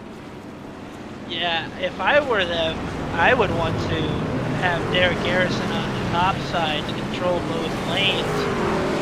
See that a lot in Superspeedway racing with teams. One driver goes to the bottom, one driver goes to the top, and they try and control both lanes. But Derek Garrison pretty confident that he can push Justin Day to a possible win at Talladega, and we will see if that is the case. Causey and Reese, though, these guys have been prone to winning in this series, and they're going to do everything they can to stop that from happening. And Jacob, you know as good as I do how hard it is to have to pick between defending the race win for yourself, but also trying to work for a teammate in this situation. And if you have a driver in an opportunity to go for the race win like both these teammates do, you're going to want to work with them as best you can, but you also want to be able to get the win for your own team. And I fully think these 2 drivers on the top and then those 2 drivers on the bottom are going to definitely be pushing the hardest that they can. And I would be, you know, one driver that's a little bit further back that we have yet to really see be aggressive since the end of stage 1 is that bright and yellow 73 truck of Colby Jackson. So watch for him on this start right here. Oh yeah, watch for him to be crazy aggressive here on this restart as the pace truck pulls down and we get ready to go racing again here at Talladega.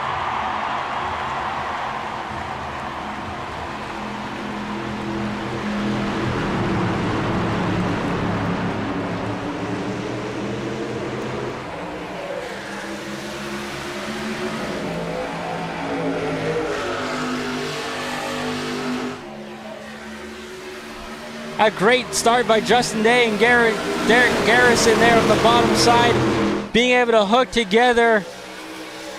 Colby Jackson, a little bit of a bobble further back, and now Derek Garrison trying to defend the outside of Joseph Kazi and Reese Schaefer. Yeah, and those two working well together, being able to get to the bottom side. Now Justin Day is all alone, and Garrison gets put in the sucker hole as Landon Matherson and Reese Hamilton go to the top side. And now Justin Day is going to try and block, but he is no match for the two friends, teammates, Joseph Kazi and Reese Schaefer, to the point on the top side. And Edstrom making moves everywhere. Matherson's around, and he's flipping. Matherson is flipping at Talladega. Oh my Lord, what a wreck. Hard hit there for Landon Matherson in the tri-oval, and Reese Hamilton also involved Jim Foskett as well.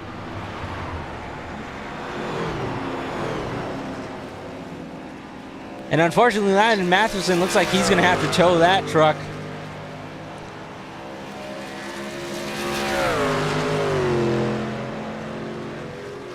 We thought we might see a flip tonight, but it wasn't the driver that we expected.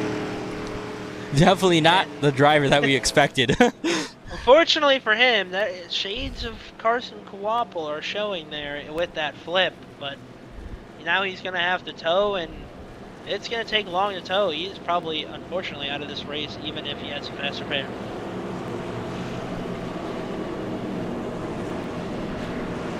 And things heating up here late in this race, and you saw Justin Day and Derek Garrison get outsmarted by Reese Schaefer and Joseph Kazi, who had huge momentum there on the outside and broke up those two drivers on the inside. And now Joseph Kazi coming out with the race lead with Schaefer behind him. And Justin Day and Derek Garrison aren't out of this race, but they're going to have to do some pretty hard pushing here to get past those two teammates at the front, and actually three teammates technically if you count Austin Edstrom into that mix. But this again is going to be another chaotic restart just ahead of us.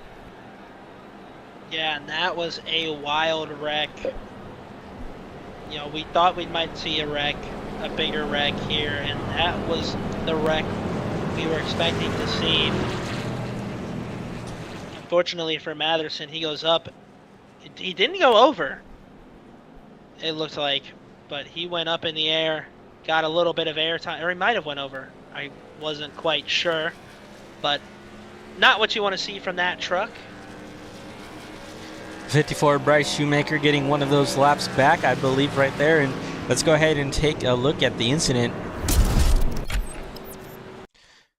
So it all started a little bit further back here with the 8 truck. Watch for the green and red 8 truck. Yeah, 87 through a big block, and I think that just kind of checked things up there behind them. Yeah, he didn't quite get up off the ground. Just saw a little bit of the undercarriage. Just wanted to show the fans the undercarriage of the race truck a little bit. But yeah, that was definitely a block from the 87. Got everything out of control, and fortunately for Matherson, he got turned around. Yeah, not like you said, not completely up and over, but still on his side for a split second, and really just aggressive racing there. And the 87 of Austin Edstrom going up to make a block, and that kind of checked things up behind them, which then resulted in the 8 truck going around there and then up on his side for, like I said, a split second. But just aggressive blocks here late in this race, and we talked about it earlier in this race with how aggressive these blocks were going to get as this thing winds down. Yeah, and a late block there by the 87 of Austin Edstrom, causing that whole mess. Just getting Landon Matherson unable to avoid it. But man, that was a big wreck. That got a lot of guys involved. As you can see, Landon Matherson goes around one more time, and Jordan Berry got in it. Shoemaker was in it. Keith Shoemaker was in it at the end there. Jim Bosket getting in it. Some good trucks got into that wreck. Hopefully they save their faster pair because they're going to need it. Like you said, some good trucks involved in that wreck right there, and hopefully these guys do have their faster pair.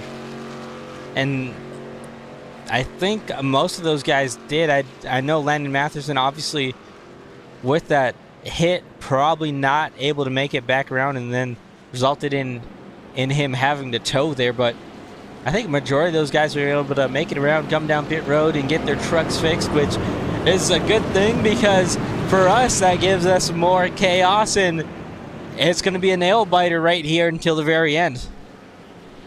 Yes, I agree. The nail biter of a finish at Talladega. It's always a nail biter at Talladega Superspeedway when it gets down into the hunch of the end of the race, and there's cautions that bring on more cautions. So we'll see if we can get back to the line here, as now we should be under our first green-white checkered of 3 attempts. And we'll see if these guys can make it back to the line first try, or if it's going to take another one.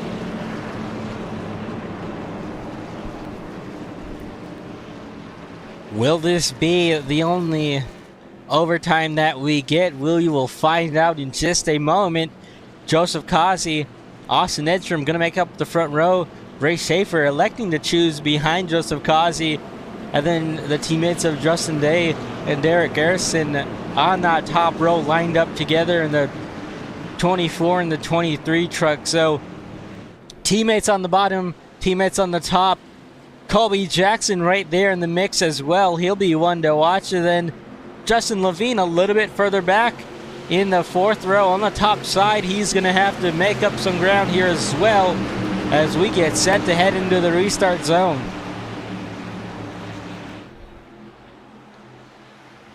Crowd ready once again. A few feet into the restart zone. We'll see what these guys can do. Green flag in the air. We're off and racing once again. A good restart by both lanes.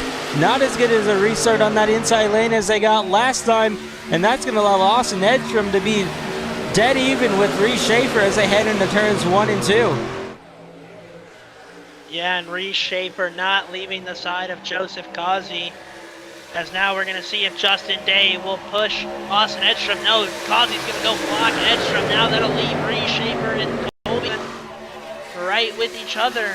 And things out of whack. Austin Edstrom goes down to the bottom. Now Causey will be on the top side. And now 3 wide. They're going to put him 3 wide.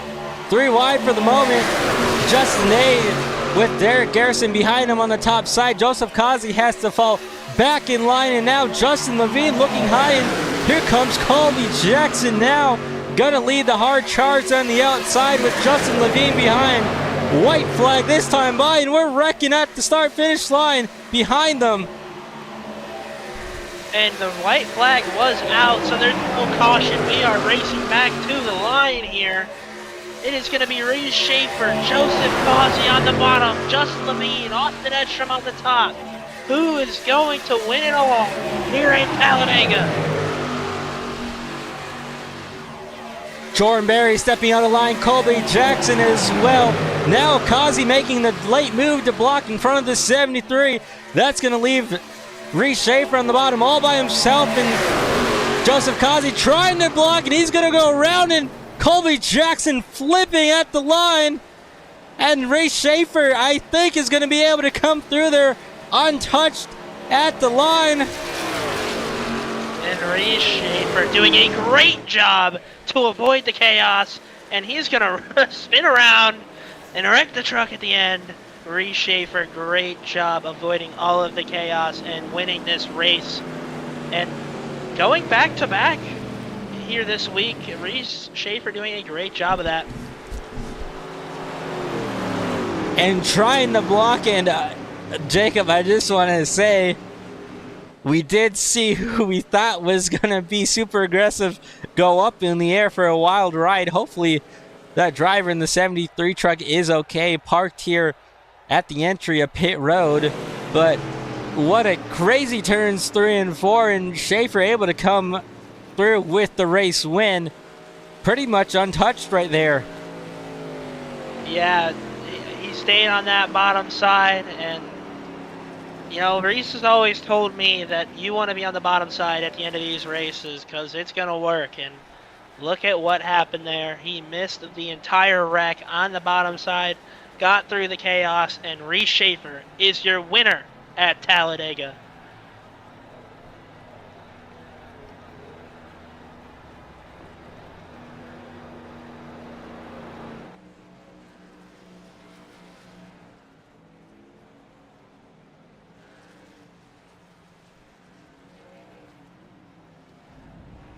Not only did he win the race, but he's also $100 richer, and that's got to be a good feeling.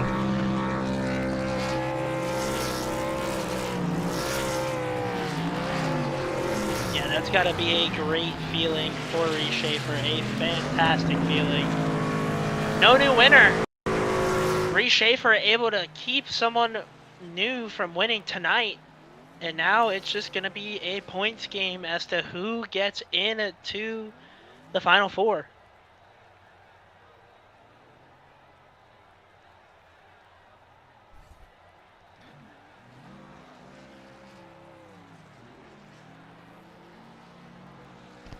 Reese Schaefer continuing to burn it down here. And we'll get him up in the booth in just a second, and then we'll be able to speak with him here. He's going to park it on the start-finish line for all these race fans out here. And let's get a word with Reese Schaefer. Reese Schaefer, congrats on the race win. You're able to survive there off of 4. But not only did you get the race win, you were also able to win the in-season challenge there. Yeah, I have no idea what just happened.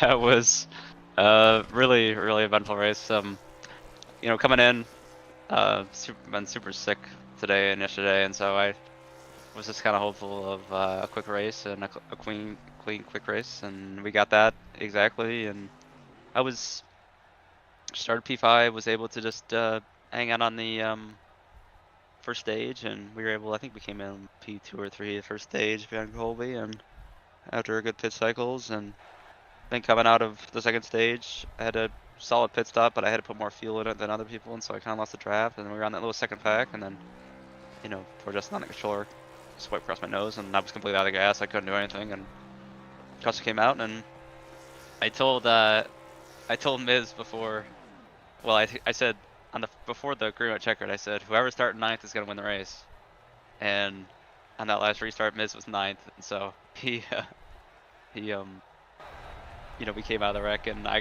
got through somehow, and I looked back, and sure enough, he's sitting there right behind me. So I knew there was gonna be a big one. I was just hoping to get through it, and we somehow did. And you know, I'm not sure lap-wise how many we led today, but I felt like we did a pretty good job maintaining up front, just keep the pace and just be nice and steady. And then on the last restart, I knew it was, you know, everybody was gonna be fighting like crazy for the Highline. I think the Highline that had that much speed without being super organized, and so I just held bottom the entire time those last 2 laps, and you know, when they all wrecked to my outside, I knew that was coming, and I went up with them, was able to squeak through it. So super awesome win the in-season challenge. I can't believe it. Honestly, I thought I was dead to rights after I got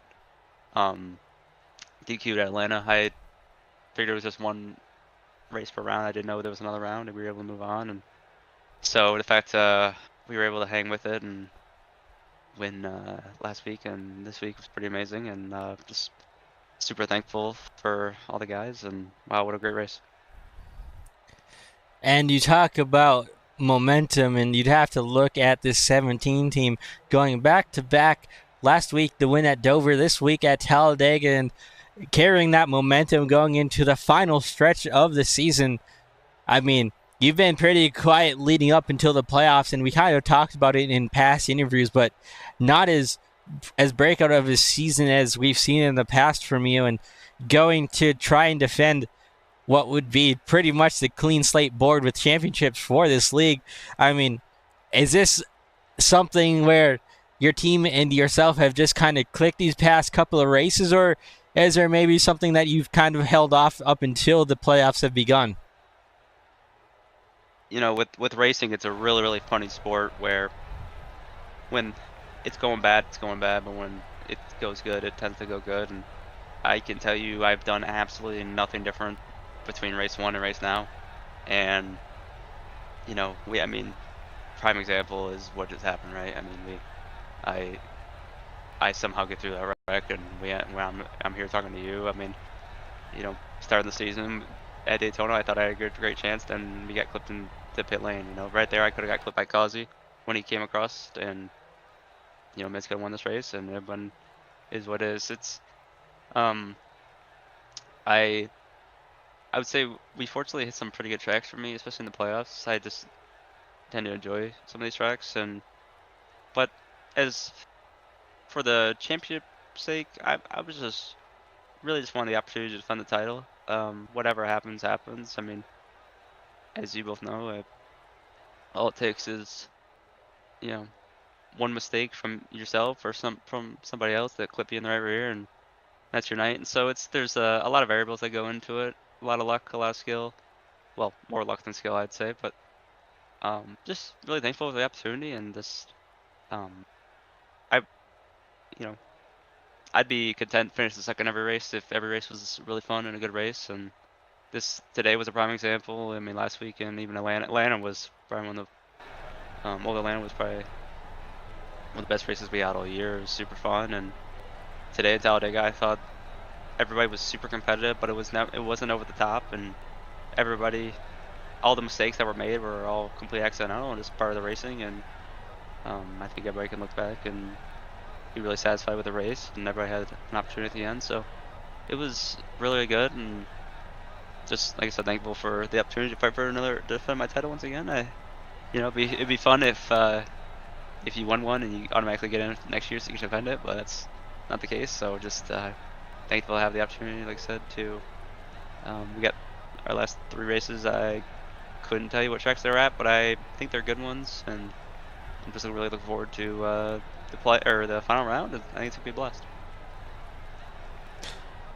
Alrighty, Reese, before I let you go here and celebrate the win from tonight, is there any shout outs to the sponsors you'd like to give? Yeah, of course. I want to thank Mid-Michigan Milk Producers Association. They're always on the hood doing a tribute to my dad and my grandpa Jack. I always love repping the scheme, and I want to thank all my teammates and once some guys, Kazi, Justin, Miz. You did a great job pushing tonight. All the guys back at the shop. We just have so much fun. We were lapping all night, just having a great time, and that's the way it should be. I just love racing this league so much. It's ran so well, and everybody's super competitive but clean at the same time. So it's just an absolute blast. I want to thank my family, my grandpa, my dad, girlfriend Emily, everybody that tunes in these streams and supports me. And I love racing, and the fact that I have such great support behind me is just, between friends and family, it's just absolutely a dream. And I'm just so thankful to have that system around me. And of course, I want to thank you, Oscar, and Jacob. I can't wait to watch the broadcast back. Hopefully, it wasn't too boring. I mean, it's Talladega, so some parts are, kind of slower. But I felt like, especially at the end, we had some pretty good intensity. And I wish there wasn't a big wreck at the end. We had a closer finish to the line, but it's what it is. And yeah, just looking forward to the Final Four. Should be awesome. Alrighty, Reese. Thank you for taking a minute to speak with us there, and we hope you feel better. And once again, congrats on the race win, and can't wait to see you battle this championship out once again. Yeah, I appreciate it, guys. Yeah, I'm gonna go crash, sleep for 12 hours if I can, and just take all the meds that I can. So I appreciate all the best wishes. Hopefully, I woke up super just in a pool of sweat this morning, so hopefully we can repeat the same and get this thing out of my system. So. All right, well, feel better, Reese, and thank you again. Yep. I appreciate you guys. Have a great night. That was Reese Schaefer getting the victory here tonight.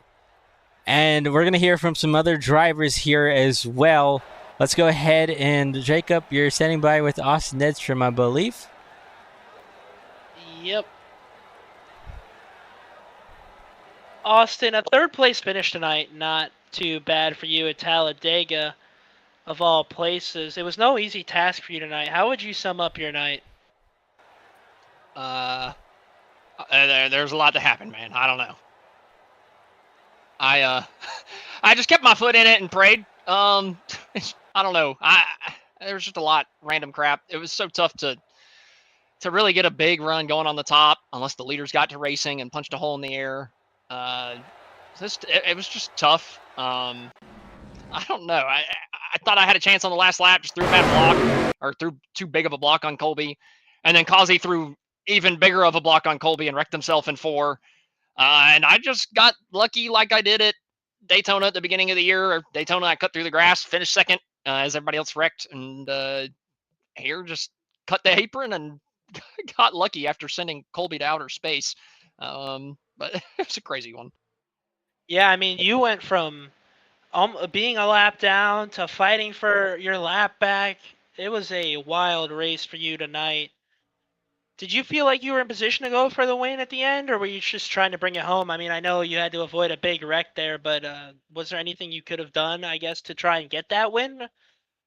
Not throw the stupid block on Colby at the start finish line, taking the white flag. I was leading at the white flag and threw too big of a block and lost the help. The inside line got a bigger push and put myself behind. So instead of playing defense, I had to try to figure out something from like 7th or 8th coming down the back straightaway, and it's just hard to build a big enough run. And at that point, it's just kind of a crapshoot how it comes off of how you come off of turn 4, and we didn't even get the chance to run it back to the line to really see what would have happened, how the air would have been punched through from the front of the cars, or the cars up front, to see if I could have gotten a run.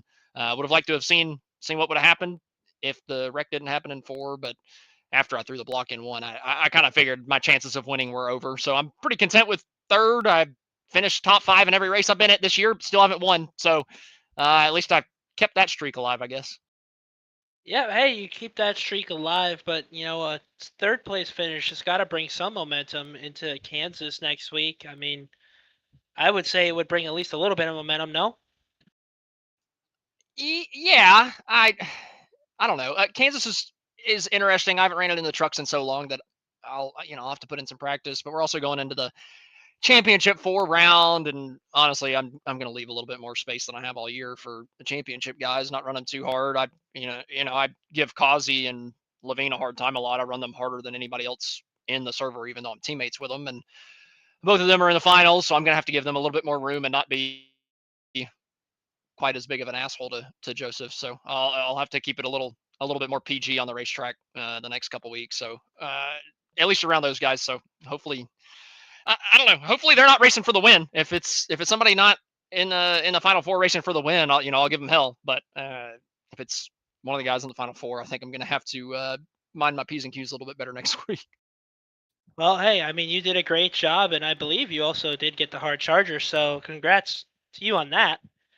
Getting the Hard Charger Award presented by Raps by JB. So you did a great job there as well. But that being said, is there anybody you would like to thank before we let you go? Just guys in the booth. Definitely gonna have to go back and watch parts of this one. Not whenever I was a lap down for the entire first stage, but the second stage, I'll definitely go back and check out the broadcast. Appreciate both of you guys putting it on. Bryce, Keith, all the guys putting the league on. I mean, it's been really, really fun to race this season. It's been a pleasure to get to being here for a second season. Hey, I didn't make the playoffs from missing some races, but it's just the way the cookie crumbles sometimes. But thank you guys for putting on the show again. I love going back and watching it every week. Yeah, and we appreciate that as well. It is very fun to broadcast you guys as well. But with that being said, if that's all you got, congratulations on your third place finish, and I believe we will have Oscar with Jason Miz.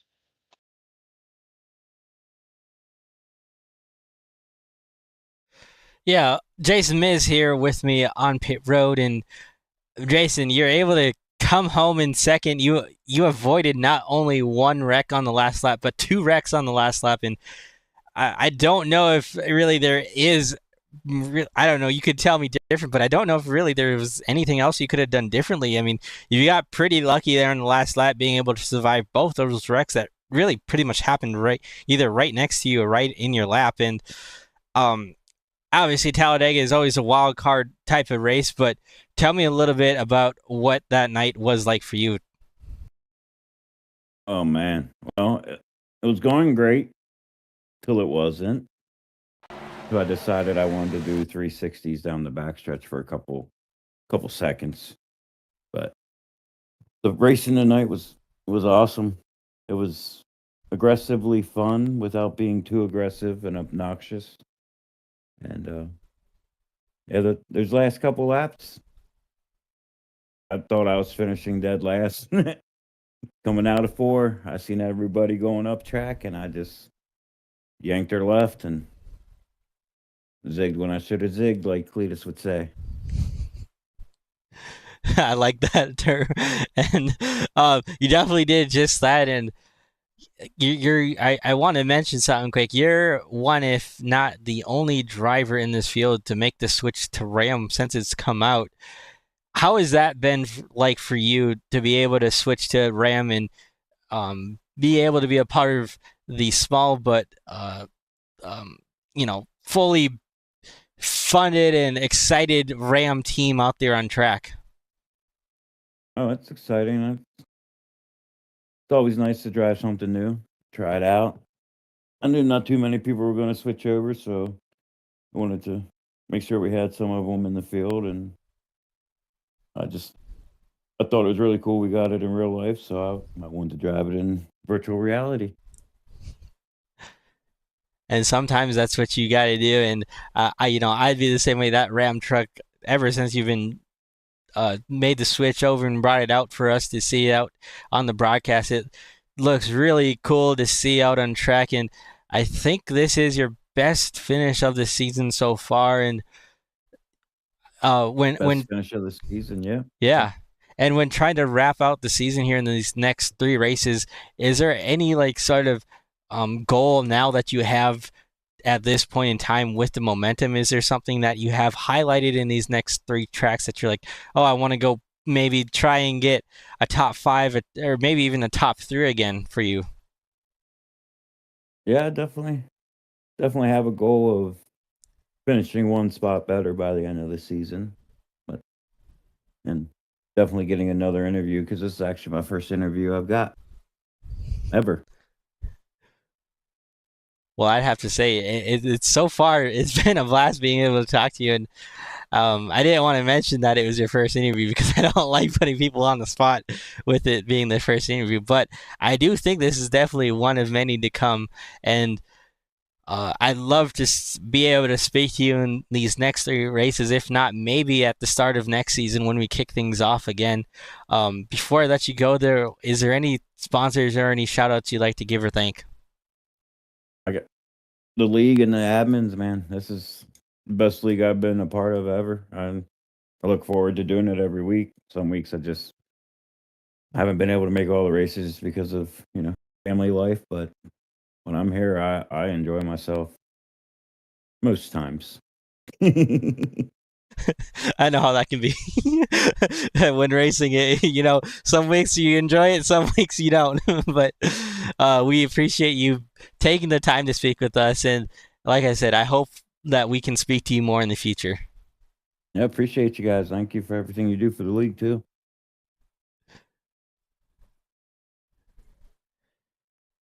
That was Jason Miz there. Always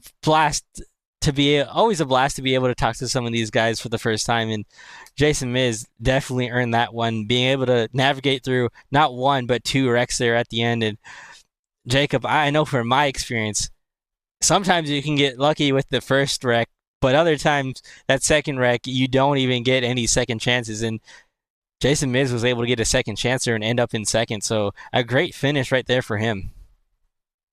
Yeah, I think he did a good job of avoiding both wrecks. It's hard to avoid 2 wrecks in one race, let alone do what Jason Miz did avoid 2 wrecks and get a second place finish. He did a great job tonight and able to get his first interview, he said, ever. So proud of him for that. He did a great job of avoiding that last lap wreck. And he will finish second, and hopefully we will see him again and maybe get one spot higher on the total poll with a win. And we did talk to Austin Edstrom, who did get the Hard Charger award there. And Jacob, you kind of touched on it. That award being given to us, or at least presented by Raps by JB there at the end. And they also not only did that, but they also did the in-season tournament challenge. So thank you to Jordan Berry and Raps by JB for all he's done for this league this season, and just in general with what he's been able to bring to us and giving us a little bit more things to look at in each and every race these past couple of races, but also give these drivers an opportunity to go for something even if they're not in the playoffs. I know tonight there was quite a bit of drivers that were actually in the playoff going for it, but it did allow some of these drivers to actually come back and try and fight for something that maybe they don't get to fight and experience with other leagues. Yeah, I agree. Thank you, Jordan, for that. And it was a good race tonight, Oscar. And unfortunately for the broadcast, we do not have the official points yet. We probably won't. But I'm sure when those official points do come out, it's going to be crazy in the chat. And I think we should be able to get those here in just a second. We'll give it a little bit more time, but we will go over the race results here before we go to anything else. So let's go ahead and take a look at the race results here. Whoops. Reese Schaefer with the race win. Jason Miz being able to finish out second. Then Austin Edstrom right there in third. We got to speak to those top 3 finishers just a few moments ago. Justin Day finishing fourth, Aaron K with a really good solid finisher in the 5th position. And then we head down to 6th with Justin Levine, Joseph Kazi, Reese Hamilton, Jordan Berry, those playoff drivers finishing 6th through 9th, and then Keith Shoemaker rounding out the top 10. And after that, you get Derek Garrison in 11th, finishing 31.836 behind the field. Colby Jackson in 12th, 1 lap down. Landon Matherson in 13th. What? There's a little mess up there, but it says Landon Matterson's 14th, so we'll say he's 14th. I believe he's 13th. Anyway, Jim Foskett in 15th, 1 lap down. Bryce Shoemaker in 16th, 1 lap down. And Ron Holyfield, I believe, rounding out the field probably in 17th, 1 lap down. I am not quite sure there, but no worries. I'm not quite sure what's going on. I'm actually looking at my timing and scoring. It's showing Bryce and Ron both scored 16th, but no 13th position. So I'm not quite sure what's going on with 13th through 16th, but it's I mean, either way, those drivers unfortunately having a rough end of their night there at the rounding out the field here on the second page. But yeah, that's interesting. That was that was an interesting one. That was a great race though for a lot of these drivers. And that was a great one of the best Talladega races I think I've ever seen tonight from a league. So props to these drivers for doing everything that they could tonight to keep it green and no cautions, because man, this was a great race. A great race from start to finish it was, and as we look on to next week, that will begin the new chapter into the championship hunt. The final chapter, I should say, is going to consist of a very, I'd say, fun round of tracks, being Kansas Speedway, Martinsville, and then Homestead, Miami, where we are going to wrap up things. And boy, if I'm looking at the schedule ahead here, I'm probably going to want to solidify myself with a race win at Kansas and not have to worry about Martinsville Speedway. And what I mean by solidify is like really just putting yourself in position to not have to worry too much about Martinsville Speedway, because Martinsville Speedway is going to be chaotic, and I think we're going to see a lot of aggression come from a lot of playoff drivers from those final 4 when we head to Martinsville. Yeah, I agree. Martinsville is going to be a very interesting track for these drivers, especially because Martinsville brings short track tempers.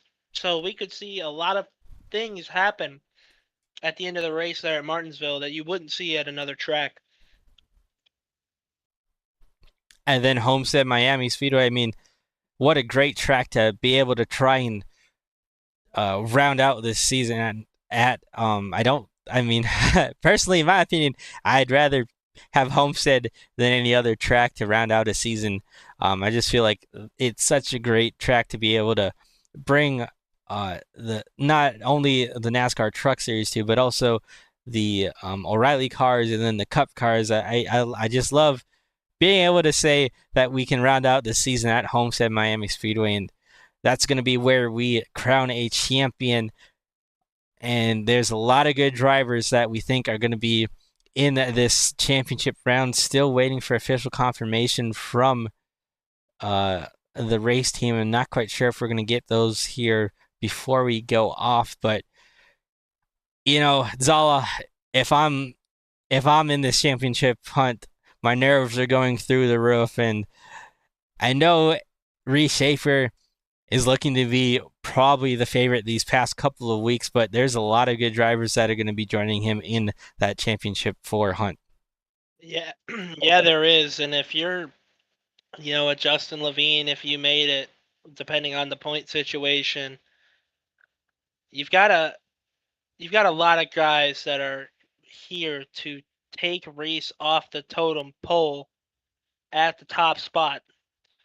Reese is going for 4-0 undefeated, but he's going to have to do it against the best of the best these next 3 races to call himself a champion once again in the Sunday Night Showdown Truck Series.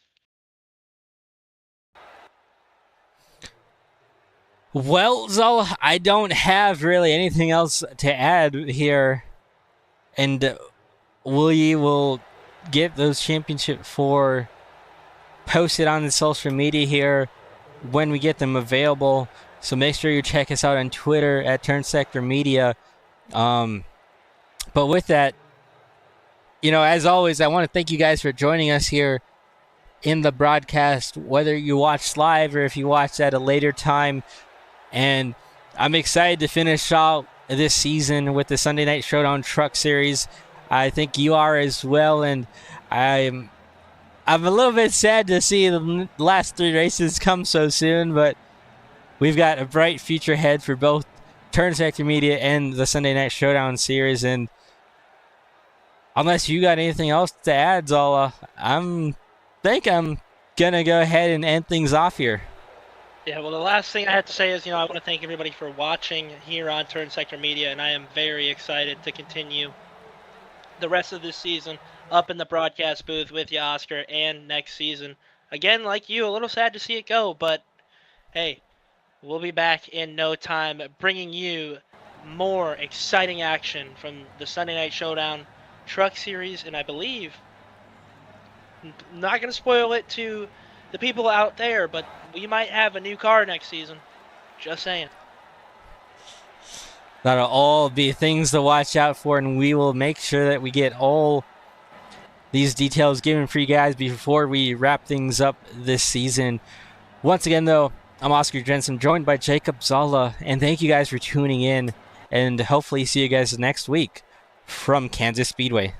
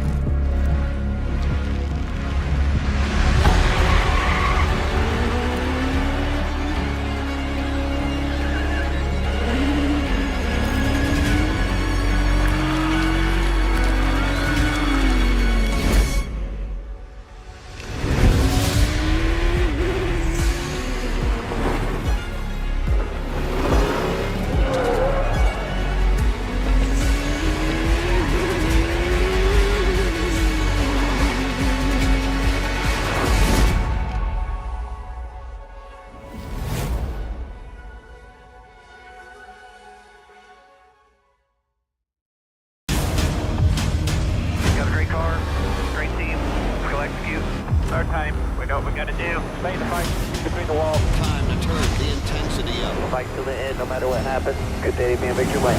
Green flag is in the air. Driving with conviction. Side by side, hammer down. The after-checks are lit. Don't count out anybody. Who wants it the most? We are eyes on the leader now. He is driving his guts out. Wheel to wheels, they come to the line. Victory, this will be. Nobody wants it more than you. Next flag is going to end it. Does he have enough? A dominant performance. You gotta say no, baby. Let's go. Can you believe what you are seeing? Everybody pushing as hard as they can get it. One final shot. Gotta earn this thing right here to the end. It is all on the table. A total 500. Drivers, start your engines!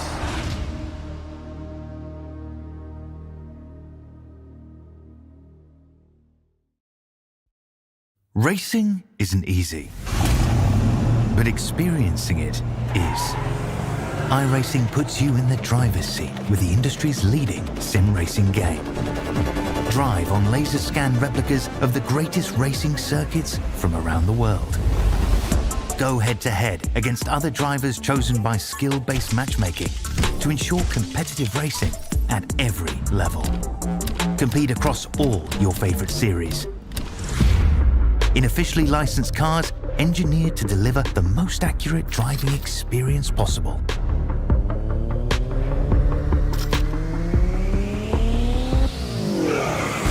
Join a race or host your own with players from across the globe. Race against the computer or in a league with friends. Feel the thrill behind the wheel.